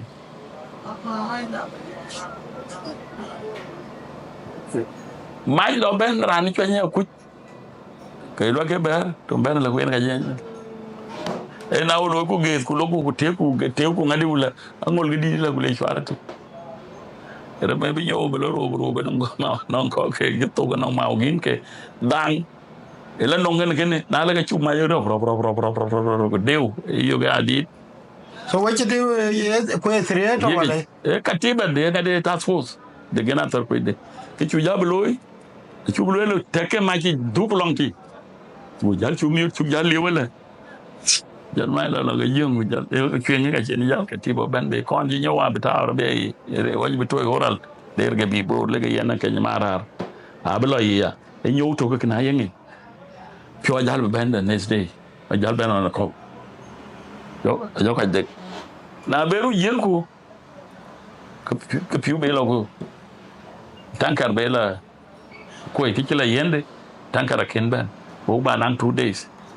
e na yu ku ken edwa garaj e na yu ku ken edwa garaj bora be ngadi le yu chol mango ina yu ko le chela yu bi bor chela use go mango ko lo yu go yo bay na yu le chamala chel arabe oral gamme bi ko na ko nyala tum je yengi na yengi ya hewa piwa ban kene romo ye ko dum ai ben ria sa jalo ke bi wano machila kala ran tabo shurta ko dam ke na bor ya ne to ma fa to ran ti guru no yongo na rabe ke be ku jipibi riam lanu la ga ke na wo kire lai ye riam la tiangu to lo wa ku la lo ngo go yo ku na ora pe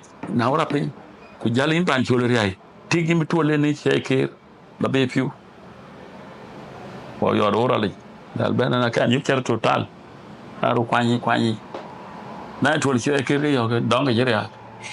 ai golalo kol jang dong ke ya da be maranga yo che l'arab dong l'arab kur be reinforcement gambi borgo torgo ko o tong marang 87 dan yo ngadi ke dong to wajal tubi yuti chol ngadi wajal tubi yuti chol kapat jal je yo te naga je yala gal jal ko go yuni e man ne bena ya anji no marto pin mayom kwal manyang elo kulum oral man ko yoman yir parachi lo atin ku tewta yintin e jala yo ban ku teo barnil ke piu kan ke ramnim ku lui fossil arago kene denga gwang ku biori wang dai bu kan berban en chad nur daw tum gangen ke berban ko ke gut tumur te amatin ko atia ni chol ke adu na ni cherong na ran ben tit tumara an kai kitom hin gana RPG la ko chari moyo dalan bay stela waye jal forma la dom gralo rebo wele ajala yar fin te dinga gwang jal go ben anga de to ke jas biuri wan jal ke nim tan dok le pan chol we chu do no wa ku ri hande to ko ina le cha tum ya ru ten ina ngre ta chu ta chuni wa lo gari han bo bi bur jal yana go jal we yana en ko keru cho ko bon yan bia la nyot pen bia jal nyot chen cha go ku chiete lo nai bay chin phiu ba cái jal biu ka pa jal ji cha yot pen jal ke ben jal ke tek jal phiu jir ke sa lum go wel ke kanim jaran ya ala ke tay ja ke yor bo ke nyam thau ke ri ala bay di na de cha la yo ke cha ko la yo man ko la cha yo la gam ke yo riêng wa e ko mi an phiu le yen ke mi or la le mi or bay wo do tam gru chwar ke nyal banyiti e biora janga ci harago kanari ban gen piu ko der piu eti ko da de ku ke ban gen rut nga ge ka cham ku jala la ben gan yin oda ku le du be ti ke ti masajidina jala lo del bi bor ku kala jala yal jal ba ban an ci aramo ke ci et ken no mi da jagere la du ga ken lo ga mi aji piu ci du do be ben jalo ba ko bi ti cho lang ko dia ko ke i mi ake piu mi ake chen jalo du mas kri a jolo to ke ya jalo lar bi bor kan jal piu de tan kan jal ben la yo dictor ben e julle ci moy te ci tawral kala ci tenen la to ben an ci tankar ala ina ngasura den to ida da je ala da ya be go yo yo ke yo ga ben rian ko ke komando ke ben golo cha da ben to tin cha bo la ku chier ma sura no ke den ni jalo ku tew to jalo ben ci ni kor ben bi ra jan jalo ben ci ku den ci ku ben ci ben jalo mo yo luel to ton ma kem wala ton ma kem to nga ke cha go ke cha le go e chol ton ma kem wala ton ma kem to go ti lo go wa de wo lo wa pya lekin wa ji dik kan geri nyo wo ci ti war ja ni go ja yo ku lo ke ki de le ke rian du ni be dai tiang wo cha bo ya la antum le ni la chung yo re ke da ke na ko ina kana jol de ti da ke ngari che tiang go le yo fan chu le ba de wala ma yang ba yu ti ke ni chu le ga ram ke lango le ke maskari le ru tag lay ngare ke lo siang ko ma jal gaaw wana jara jor jal ben pin bogorun ki ci fangwan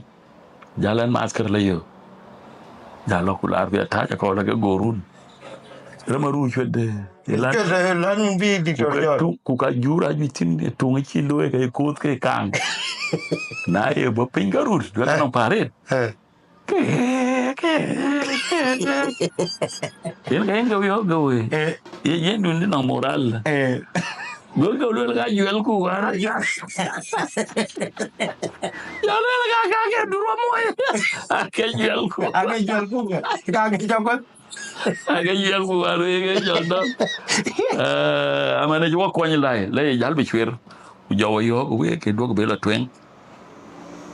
yo le carga del tingle non c'era total to ne carga ko alwel ku do ko mo yo ko ku pinge jameza wel wi kama chakal na yake ya bo kol dok na yo ko do ber mo cha chol ke ji do ben jo para lo jo paro lo na on ke chi tato yo de ke map ne adia jamu amo ben be liu man ku joli pan jol ko ta ke salfa jo ben jo liu yo ni jo congratulation jo le chi ben sal fa le chara chi ke ngol le ngol le ama pe chen pal de ngol le ama pe chen de jal beto ke ya aja benin gen sal fa ke ja beto jo kol ma nyang yo du keni chol le ke ja le ke po le ke jor gen sal fa jok la du chen lai ke ka wa bu kun jo le jal wa diang wa ji bi chen me kala ja ding wa twen da jol force ben ke fo dan ne ja le ke force commando ga moda cha ke balak chwe ke ta ke gam reinforcement na dura jor juba ngai wajal ben wakat bu chwe ke go le la kanye ini acara lim ke cara ko lo ali acara li bela ter ela ter e faradem ka faradem faradem kin gana jol ben wo chit wajal bi wanya di chok na ka jana rai kan ngin wor gon jula chen anga de ajal okay diet diet ali 87 okay 87 phải ngoan phải the tem cái dấu là bên cái quá cái gì đuôi đuôi cho bên ngồi đấy cho nên nó cho cái giá nó mà lý trong mà lý chạy đi tôi trong mà lý chạy cho là rồi đi cái dal bay giờ lo nè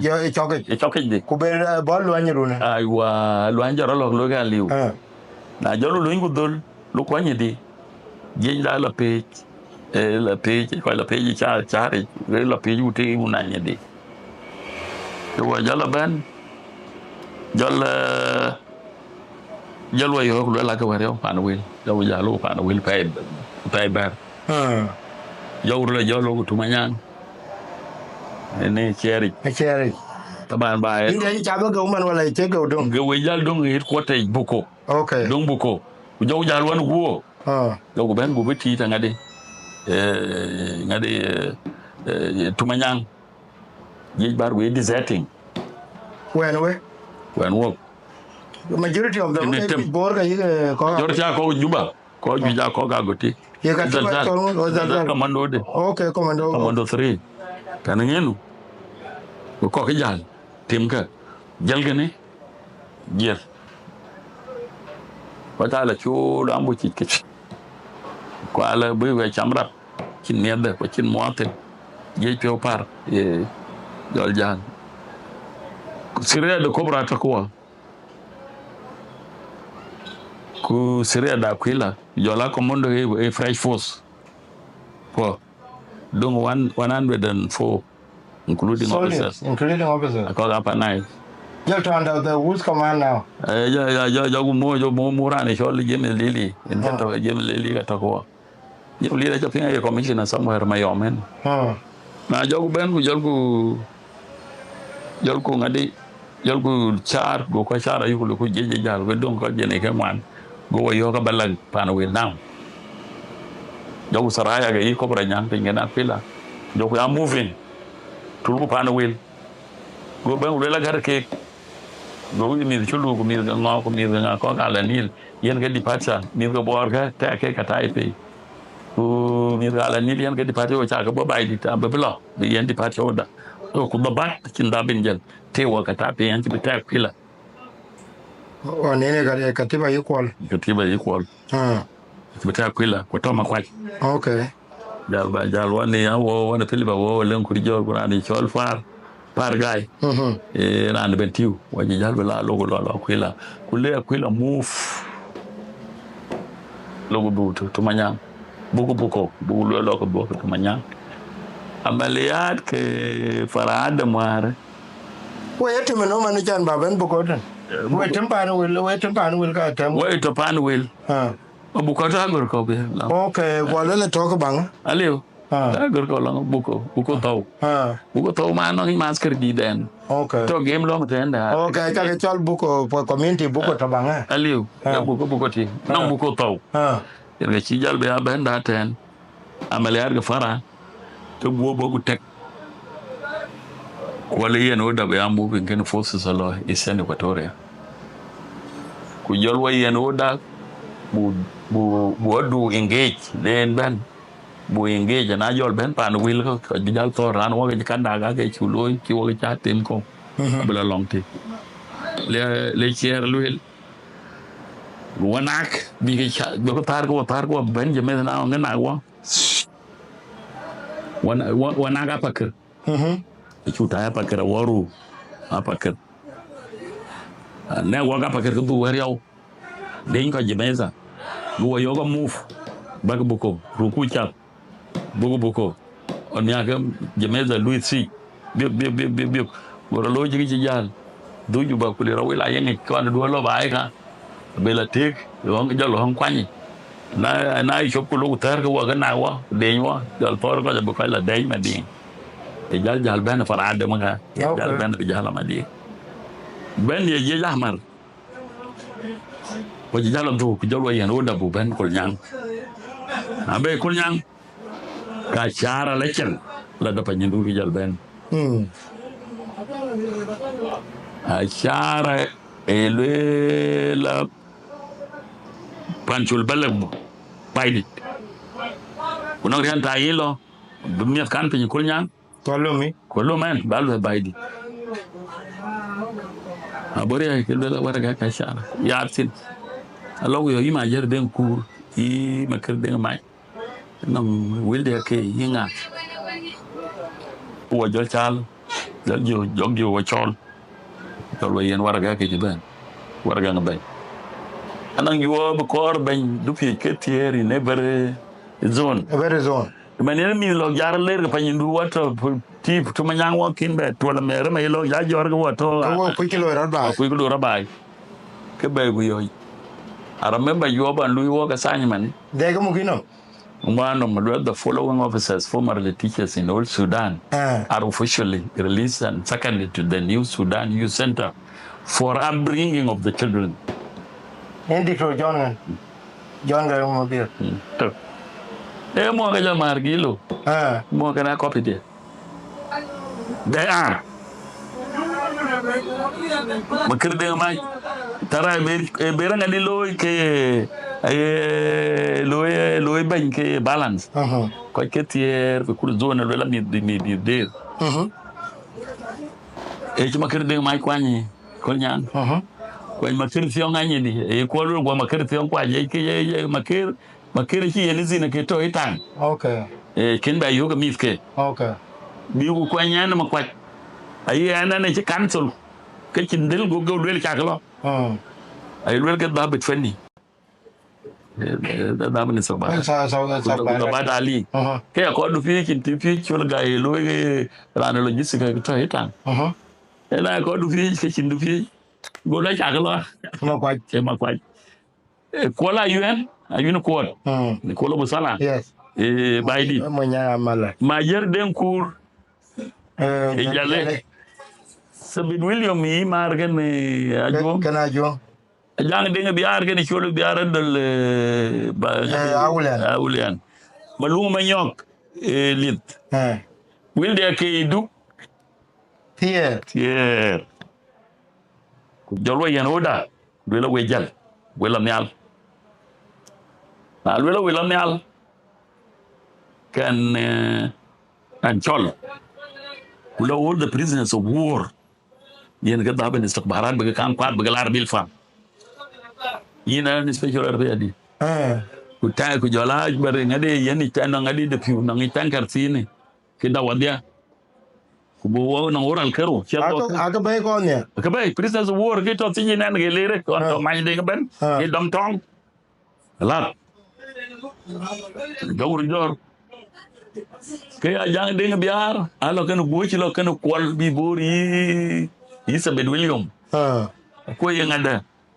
aloti wa ko to ke ci dum zone wa ka jabe yon nal wani makir de maji ma jer den kur yi wilde ke wan ko maluma nyaw ito ko to no jokulo ndul bugu bi bor to ko ci bugu panyando be gu jar prisoner so wor nyang wer ke pin lar ke bil fam la ga salamo ku jala do ani makir ngadi copy de yo makir yo hitan kana mitke wajalu la copy jayo gulu ga jayo galu la okay andu chena lo ngadi alo ko korge panyindu in ke jogru la jorti jokulo bena man wajalo bena tay ni tero gutto tay de tam ngay tay doru jo ben piang ding jal ben jo la mar jo chol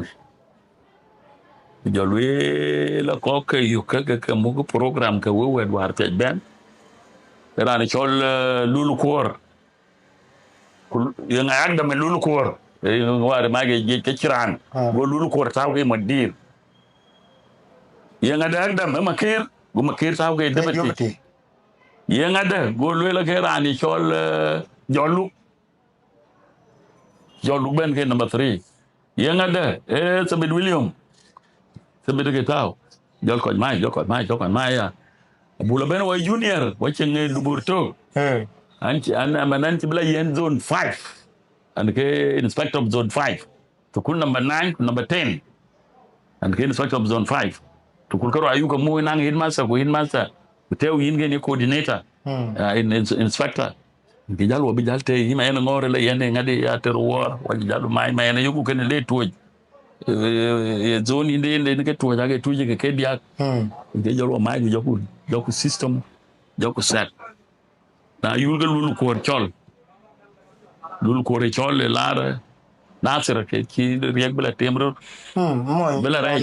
le lan ci jallan ci ba jarara kay gola no ken yo look ya bela lo ma kirtiong becomes a director now opinyo na yulga go ba chol le pagat makir kule janga lak le bay bunga ken ma jang nyal bo jange mudir bo ma jang nyal ke dibati ku jol bay go riya go jal kar bu fa chala ta jange mudir kar ko bu ben Ethiopia ngade Kenya jange mudir makir izin bila tiji ku jonyi ngasa ka yo fa chala jol wa ba mara karere ka kuma kan wa na rus ku le ka kuma ka wa rafin jangala man role da jang di da red ware program da jangala mi shagdi kay choy professional refugee eno ligan yor ra ni tiene UN don tinani kay choy professional refugee man ka juyi yitu kulwar yinga so inga jala bendon ka kuma jalda ka kuma man because ka kuma nanga piat ke kwa nanga rege lakin yong piat yaga tinga chalo ba gol karda bek ka karda Ethiopia bani wo ben fashala wo ke lar gol kur wo ke non 12,000 men ku karbi jwa on chwa karn de rabi jwa they had something to do with 16,000 or 12,000 and them de cha lui remember lekin lui la jat ni lar ke gol kur aler gol kur kay tayimbi bi rakol bi biendi de taw anan gamu markas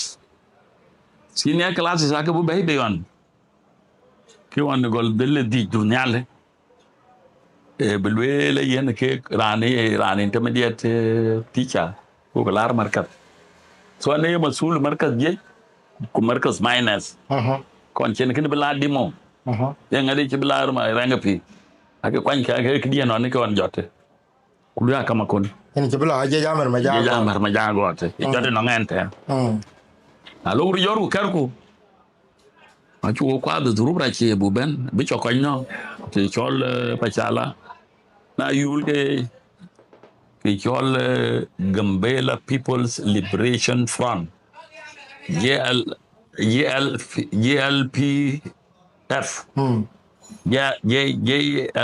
JLF kelu organize di hujum kita nganyo age ping pa chala chala yo come one of his commanders yo ne cholo chang akwila munga nyetok chala yo ngara na mo yo korko yol ben kala chal ana tian jizin bala ti bay pa chala babni shabab nem kwan ga to akhar wan go kwan ga nong bang nong chi nai rifle to kan du fi ke chagate on jelwo so an mudaje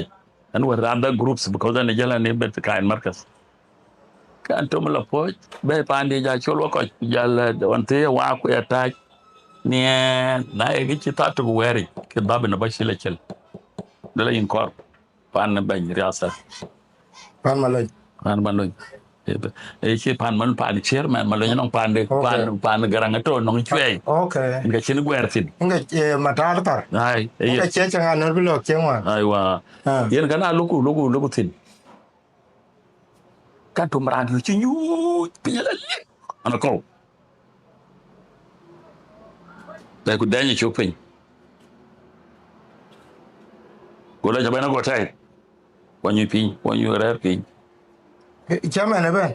Ka je banki. tali Oh, okay. lieutenant commander tali ka dam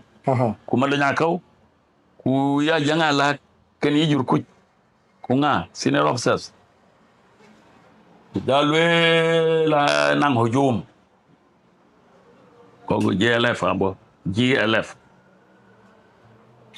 le tung to ko bogolukur which is the biggest tung to ko lobo long Ethiopia tung to ko bo long utalo hujum man kau ye wo chol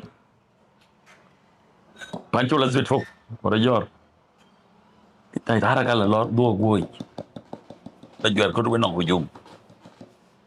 jana filwen ora jor way malazima wail lo do lor tungu utalo man ta jiro awal wel manyok hazbit tamlong to win commando ko commando bay O pot banki ka duke ko akobo ko. si fa chala yete me de Ka akobo. yen ke la long ti long abay Long abay. be kala tai long ti kay balak wala fi balak an sin zakhira wala kola ya hazbit fok ko ra jor am shin dia an chol ko man do ko won kola ya en wana randio ko nyana ler wina wala ko andia waga ke shat wala yo nyada mo ngadi kero tandu kero line ina ngade lun tandu kero wini sol bak tandu to ba mu bang ni yo lo indo alo kwanya chokan ka bangora na ke free en ane ngala yat ja lo ge itaru an weri ta dia nani ngala yat ke chol ku ya juri je ben wo tu won yol Ben ga 45 minute walk we ber mo kate. Weru lo indo abena yu ba ge ni ani ko jal po duk kalau ku tie da na ko loy deployment in ko loy ne ali lo chen ho ju man jalan du ko na ko kalau ku jal ke di do na ko yom ku jal ya ko ni ya kra ko ni na jal ku cholo dam ku de ku kur ku cha beng ma da fa la ge cha jan to do jal ko yam da deployment loy to na ko to na ke commander de We just attack the following night. the following night Me the command. mi dan tung jawi ku la we du pi chin danga ya rir wen ke ya ga gel gulam usul ta ga lo ke ne ba kat ke ne do tunga e we tung di te ni to tin bela na lo me ber ku le nga de nyo ti go ne anon e ka lui mi da fact ma ne me kar be yo ne yo ga yu no nga de alas lo ni ale la re ne ambu lo wa re wa toro ke ya 200 chan go re ni da nga effective ke bra loy abe bene ka be deployment lo range 200 ngade meter ya dole ka bolo alif kana la mal bene tike ka da je wuti chire job da kwena cho kwen be dalif ja gola deployed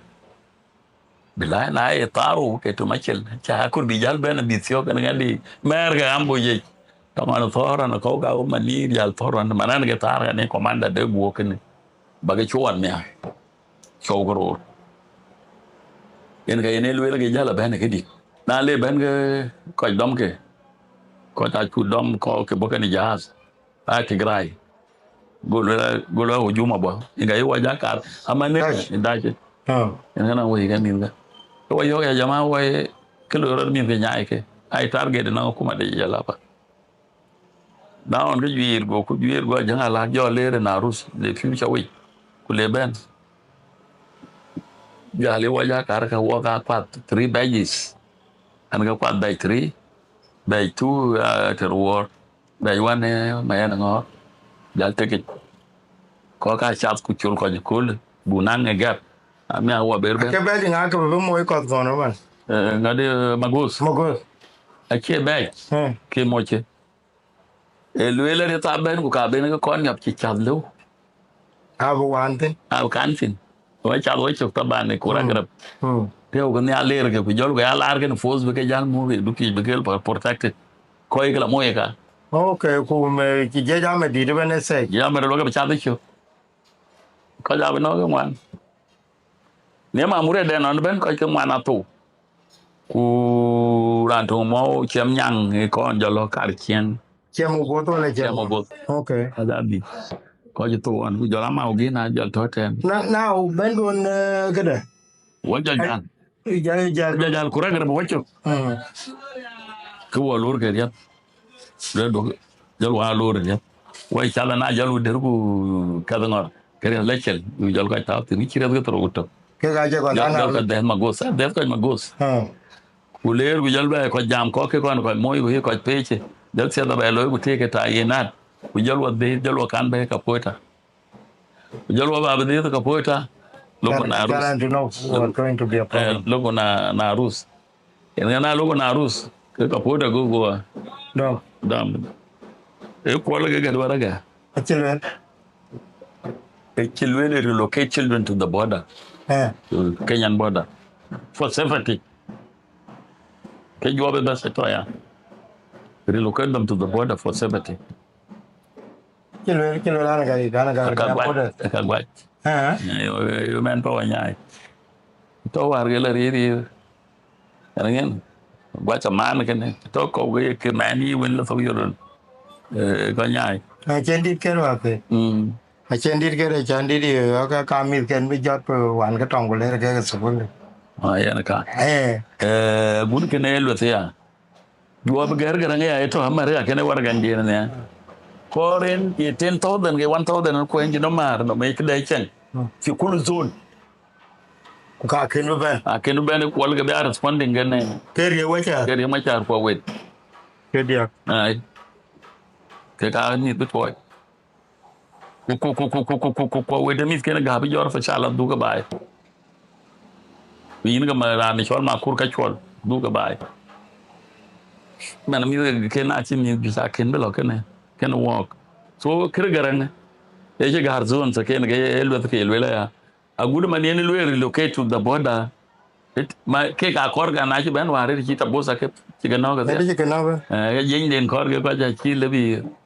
ai je so chan chi wa ja lo ki ku ja ga la ka ku ma ja chi yo ga ka chi lo we ka chi no da chi le wa be wa crossing go piu tem we ga yen che ya ko ko penguin be lo one on a law what they are providing food in to territory one ngadi ila cha crossing kai wa yo gen jugu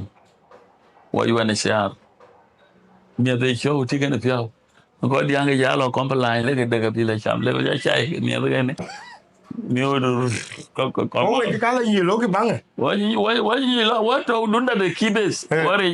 de kibes in ga le ga dud so el le ba ga lo la wa chi jal go piu la kan pe lo ki chali ku nga ku yir masker dir ku tu le piu le ting dir ni oni piu ku bi miat le la miat yu ga meti a ga miat do ngai do ngi rew la ko ga le la ko mi te ko cha jal na lo ku waj bela lo nya lo ku kai se leadership kam le la nga alwe la ga riang ma ko ga na ke banye na ru to a ji kwan ya Telvela jangan lagi ini naru dekati. Lu sekarang par. Kayak kena gua jang lari ke di jenuh air cincau. Gua jang par itu wa dama jang. Ye loki kena orang kaya. Loki. Pengen mau gali la juangan ye yor ngadi. Jadi yor ku kau du kanyi gua naja. La ran di jenuh air cincau. Gua koin. Karena jauh lang ngadi. Ya la ka kuma. Jauh lah ka kuma. La da ka kuma ka. bani wala ka kuma what leadership alloy wa ga kwa ndeng daw credit na yelo yongo ya yo ke pia de cher ke loy kan ar loy karo bu program ko ari chol ke tekes bu introduce the mission parents or relatives rar kan ke binan ko dir lo bi rer kan ke was really an achievement because I can be a control when I can be you charge. I got control with services can get along the health. Working on teachers, we divided teachers into two. One of guru which I can take us. I call it a physically rare can group it. Then they need to take care of them. The can take meat can give we talking about security provided because I jam. Guru quite peacefully in the class. The PHK. The can meet coin rate in the chom is vehicle dick. Otherwise, means we get the chijal. Kero education then on to that. And credit goes to a young. Jalak. A young. The law could give about the charite. Charite, in the nurse, very dependent. Bobolwal. Keran Chikani or you will appear Kake refugees. Can you young? So they know tricks in the UNHCR in the UN and Gagam. Members of Education Committee. So they were more effective than us when we deal with UNHCR, journalists, Colonel Ben. A young and Bolwal. The K refugees, the color okay, and they benefited from our beneficiaries of being refugees. Born in our rate credit. Again, but yet, why members of Education Committee were there? Walk my by an inspector of Zone 1 and member of Education Committee. By the virtue of my position, an inspector and a member of Education Committee. So once the planning or policies we accept, work I usually a team. So a young guided us, ball issue. Now look at it breaks Yaneloi. A young brother, what kind? No team deal like a buffet Geneva. Yeah. But like we zonal inspectors. Like me, talk me the Kori. Who can't yak loy pan you loy, yake cortorate, bag a chul. Yak pure loy engage, pure cake. You look how I yak It's not evident. Look up here. They started with my zone. I would go Kori, you look like a. I went a lecture like it look directed. Like look receive local Kori. Shule gore, pure you bend the wall, Kori, do you up here? I your car, jog.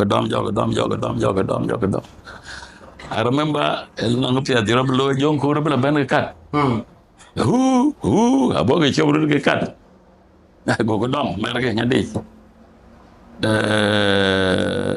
I went to help you on their these children are very good to learn. But a healthy environment, a pure, you judge young core car today. A healthy environment. Dog a children just live with your like chada, you only say, I look with young Ben. You could preach, you were advocating for a right of the child. I am the longer refugees at these basic services. The right refugee become a good cold ben do to the into so chum could shelter water hinder young way young education it's a priority now. Can we go right? Can we know a run? Can you point relief? Can you relief of the any Bapir? A Bapir in the cattle rules where you cook a bagat. ye ga di rano ke lo ga rano ay ajang ke yurge now le do ke la le ban ke report ya dare yen ka len ban ke program de yol ke liu ge to cool yol ge stable ge to cool yol ge ba ben bi incentive ba ine yen li yen ni shelen yen ni motivated na lim do yen ni motivated ni ne du pio ko ine ka teka bi jol bo lo iten to cool jol bo liu a advantage is an achievement to lo ke work watch out organizing community ke groups on chena group ala uteo yeto krira na ko yelwela ka ajanga lage kra ilo yen ke lo ye be ko chanyu ke group ne chili abo anete ane ne we can access nang man don to pay the wala family to pay chimi de ki jal ri mi de chimi jal so on ki wago mu kurgu beto ku kwangu group leader ku yu ke jor yu ke jam kuri ke jam a value sa chu ke bi a chu ke ja ke yu ke kap wala di har ku ke ku nga ku ke was really an achievement den di hirkene di chinon de ri jale di lo chari ekena yu ke an achievement so education ku jola be bukate ka Spain ku buka lo ine groups be ka jam on regular basis kanisa ya wakwan kanisa wa garanga nyate e wakwan na ke be ala engage be ke pio che nyadi be lo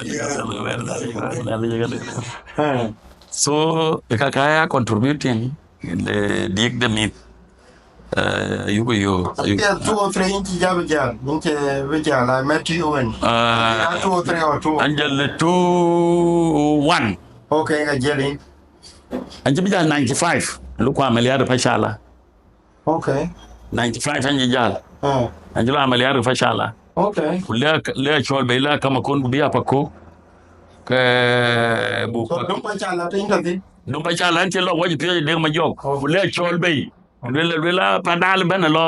ala ten go chol ba assessment beloy pako ka ben pa chala ye moy kan tem pako okay when officers on to kanane go wala chol ku go hara go ler pa chala ku le bay pako bay ku tam pako ka kono kon ji families on ji daj ben abi ka pako we respecting nan chambi bari on ya go wel ria kan dinom pako ka bari go chala buma so at the end of the 95 ku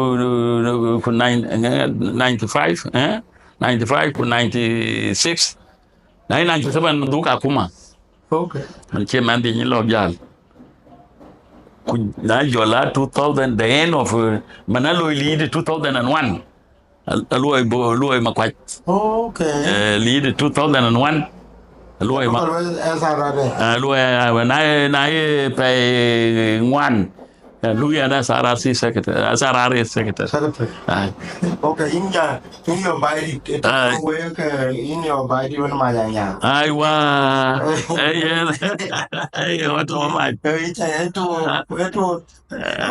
I and Louis pay one, Kaluya SRRC 2002.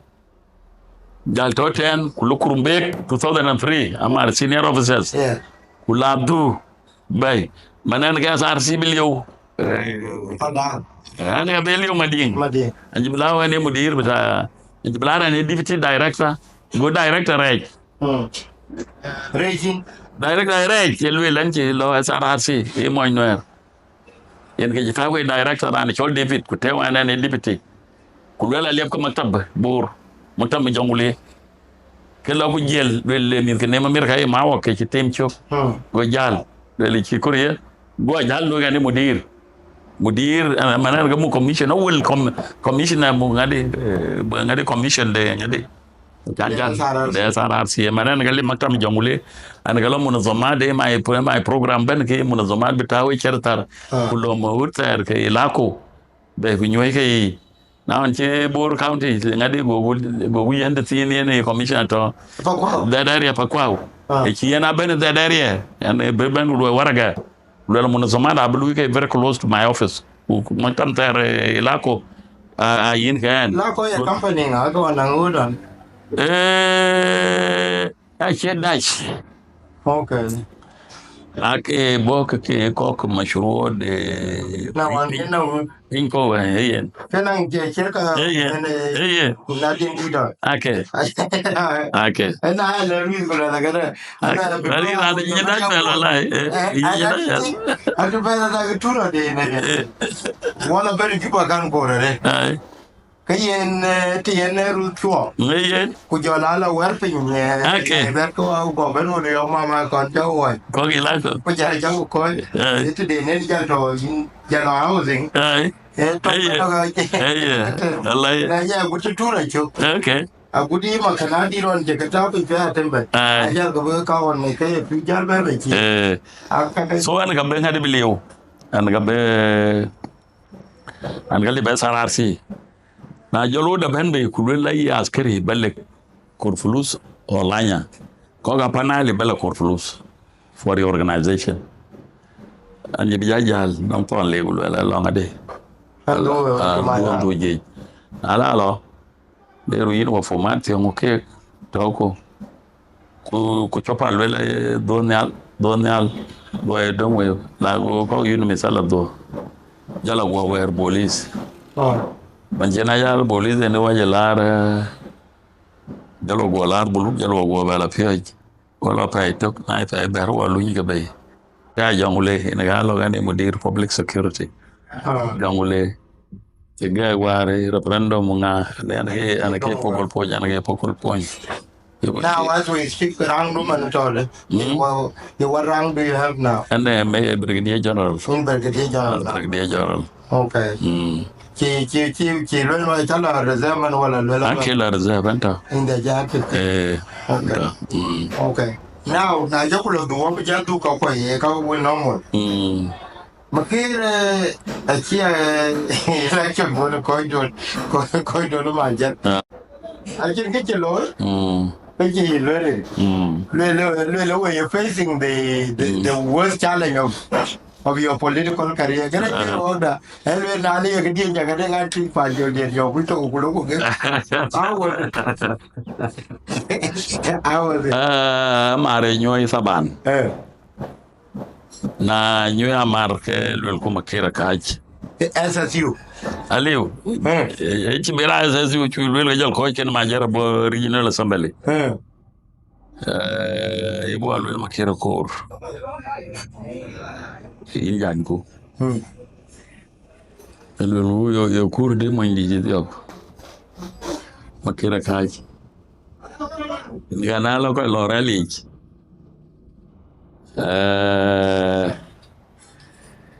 ke wakai program lo ke tiada den ware ke kwali ngala jami tok ko ka ja be wi batiada du le bainum go ka ku bi ba ta mi ti ji swal gu baber gu ba ku du le ngo ye le in ko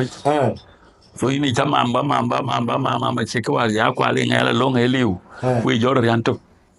we ka de ai ku boko juiren na wo ko tar sraka ke juir na le ban la lo ya ru committee there's as you da belu campaign de Makir خلاص no by the virtue of your position gay net secretary de ngade yin ka ba mar che lo no right la nyu ko chi bu ko pe ta la jorali jolo mading ma jara jorgen program teatare yo queen na pinga wo shin el program piad jo yuir yo program piad jo yuir yo program piad jo yuir brer gumi aje ko ke tiatin ke ka ke no tam cho na jon makiro bo jem al ne ma ba yo no ngi chi makir ki do ken do deri no ma ja ajal wala khalas o ko ru par ke ro long Quay cái rau lòng á, rồi ấy đến ngày chúa tôi phải cái lòng á, phải đi, cái đó là mai cái đó là mai chứ, Ko wan a bol noer ko shol guy ko ye diak long wan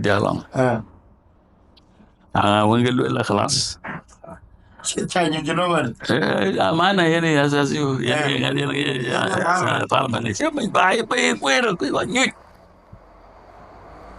wan an joro ya lo ko non ko sura sura ke ko ka garba ping la bolis mai la sura ko mai tiada yang ngake den lo je man na yem waka ana shira ra yi ma jar ga ga ne Kana ma ke chol ma wani chola dulu wani ga yu Yang te la shira ito gun ra lo o tin ma ya lo bela ya re ka ta to an go lo dum kin ba bela du constituency ako ka chu kwa nyu ara ba ja la lo yin war ka pa anda ma jar ku dom chu par tu ngo lo do chola go ka kuma den go ri go du go bala du chalan aku dom nyai wer ga di chene la dom ja bela liar ki da se ga ba ye chene la dom aku dom ra aku dom ngi ne cho le cha la pe no mo bi di la du tok cha lo la yin projects ne cha ga ko eno ye lo ke gin ba ada ka juer ka na le man ku ka chi juiro مشاريع الخطة المرحلية يعني مشروع بينكو كو مشروع جملي أي project at national level أي pass at the national level كويلا regional level كنا مشروع الخطة الخمسية 5 years plan وكنا 6 years plan كاكي لويك at the national level banyak wara ya kan ya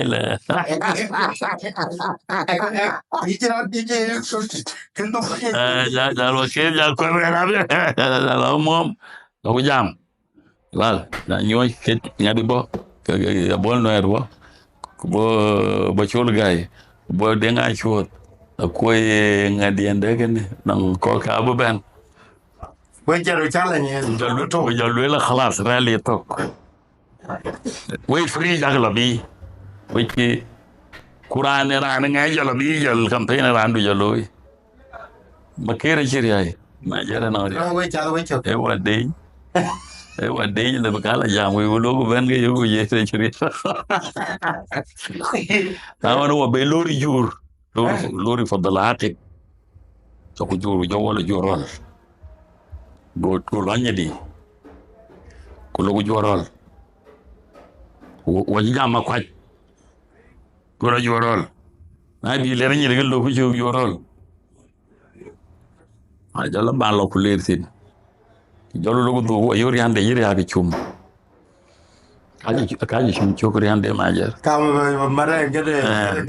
eri abi chum jolo duante ke chirita dia gol taman le ma ke majer go uri aja ka yo lo molana yo yetor go le ri ai chokri ak go lo yo ngobu konyi e buila e bu swaglar go le swag jatka keni chok kulab do ka go swag yo gar ka jar chok do te on ya jot ko ne ko lo do de do yin chok de lo ba very good policy e chena ti ada dan je ga ken gana jol ko ro lo go jol tem jolo du maddi ko kon wotoy kon wotoy pande e kin se zarun ne lai lo chelu la yo ko chai dai lo to tarben no piu kana ja chal o chbana ka yo ko mabruk ku doko nhưng khi nó we ko non ko chu ai dal ko wala concession gam ko na ko pin we ana khari lo do chbala do lo ko mabruk ku do on ko tuwa del baka ko we gore yo le ro le notebook de bukan dalam pinggir jalur lu area jalur ucap kami ucap area darah ba koi dia yo lwe na yo ken lwe ko budela no ya ko na ga man te dele kiwe ko ni dia le ko ya de dia Tal Mario. we ta bo we yo lwe la lwe ko wa ko na to de te kita na lwe ga te ke yo lwe mabruk chin ga yo lwe ko cha ya tom ba ti ja di nan ke man ka na ba corrected lwe la ba ya ro le wa yo ka ya le Well, you need to tell the war when you will eat it. Now, mother in mother, you know, what I call it. Yeah, you're going to read it. Yeah, I did it. No, you did. Don't need a mirror. Hey. Like, go that really in. That will not get the pay with your mutton, quicker, my care, and quicker worker. That will and he's applying a scholarship. Balo Egypt. Ko ci gabla lungu dia ko war ke max. Ule ran in qualify le ngani de lumtan. Wo go nyu yitok. Go ku yo we non na potassium. Egi dia. Talwana cha applying a police. Be ku nyu ja na ko pio ke chol safra ra ne gwer. Có lùi xa ra phiệt riêng chỉ là liều lấy mà xa ra câu lấy cái gió đi bữa nay ra của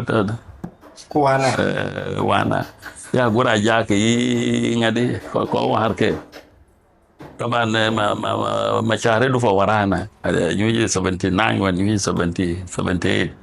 mình nghĩ cho qua cả my classmate của cả war ke ga cái bữa lùm nhà ngồi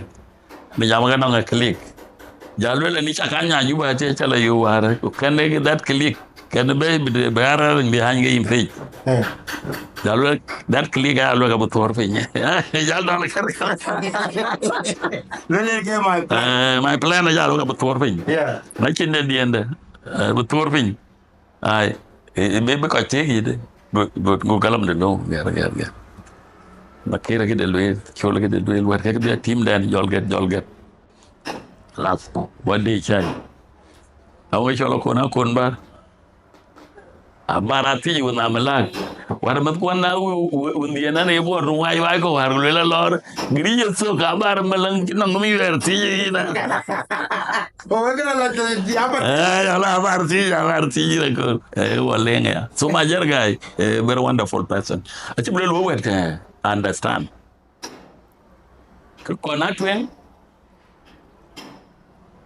Ekar to kula niar. Yana ke number 1. Man chi wo go duani ko we ko ni we to kile leje. We lar to kuli la ga mo bai no. o ba la yani kai ma kir ke ko gala do yi jutta Ya ko nya bala na de chi. Bala men. Ta ko nya. Non lo interview waj ban ñu ko waral interview go te mo tero di do ñu ci na bi ko chol ko an chol tembul garage yenga chol ke bor na lu ben ko la ben wor return again Halo bana ne wale ga juoj karbino chairman ku ñon ngade ke ka mu gara ka salfa ka secretary lo pancho yo wi ben chit ko danya shopping ka ga ta wala rukun so ine ko ba ben do para ja welo ni lo ga atel plano ke ko ma we ke lo ba mo danya shopping ku wara ano ngi maxa ka arbe tawila so yin ben ka nyu yila wa bolong kwi lo ka nyu yila ben chi dan yi chopin ku rat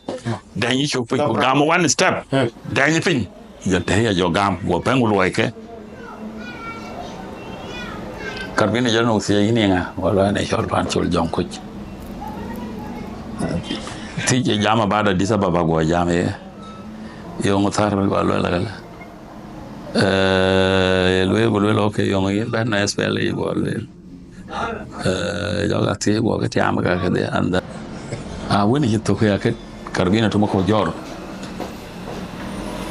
lo inda bu zol tani mere وطي زول نمر كيف قول انت كنت بيتي هذا شراكه باتي نمر قولوا له بني كنان هو هي نيال ايوه يا قولوا كنان بني جرا وايد لو نان بني ما ين دابن نمر يونا دابن نمر يسلف دابن نمر وانا انا دفين نمر وانا انا تاري شراكه نمر قرب جابي هو يورور هو يجنو يوم ينا انا نمر وشي نمر Gonyo dal ka jarat il wel la jit wel trap ko mo jagal man go ko arir pin awona larbi ke la dubay mar ko ci biro jang ko chol tembul da gaay ke di bay dal go ka di ya gar yenga ci der ga cho ayo ma jakin ñu ci le di commando e bayin ko ne grade e ben ko be di ga la house ke ma ju ha tai bitu le bay leke ko be ke ko ta ba ga jal ben yu ko te ko ku ba ping ne le ken we ke fa jo di na ga ju ba ting na jo ba la be ke ne ba di live story anon ko da bi wo ke ne ke chen ga bu jal be discuss pir ko ala me ay ko lo mo ka pire de ron ko ben ko to bore de man bia ka jeng ku jeng da ken na ken ku ja na chinel ba loi chú cái này chú duyên mía chú tao biết là chỉ có chính cái bu giá bền cho bu giá bền lấy bu ấy chẳng một cái này còn bị có thể làm hay là cái chúng ta lấy bàn cho شكرا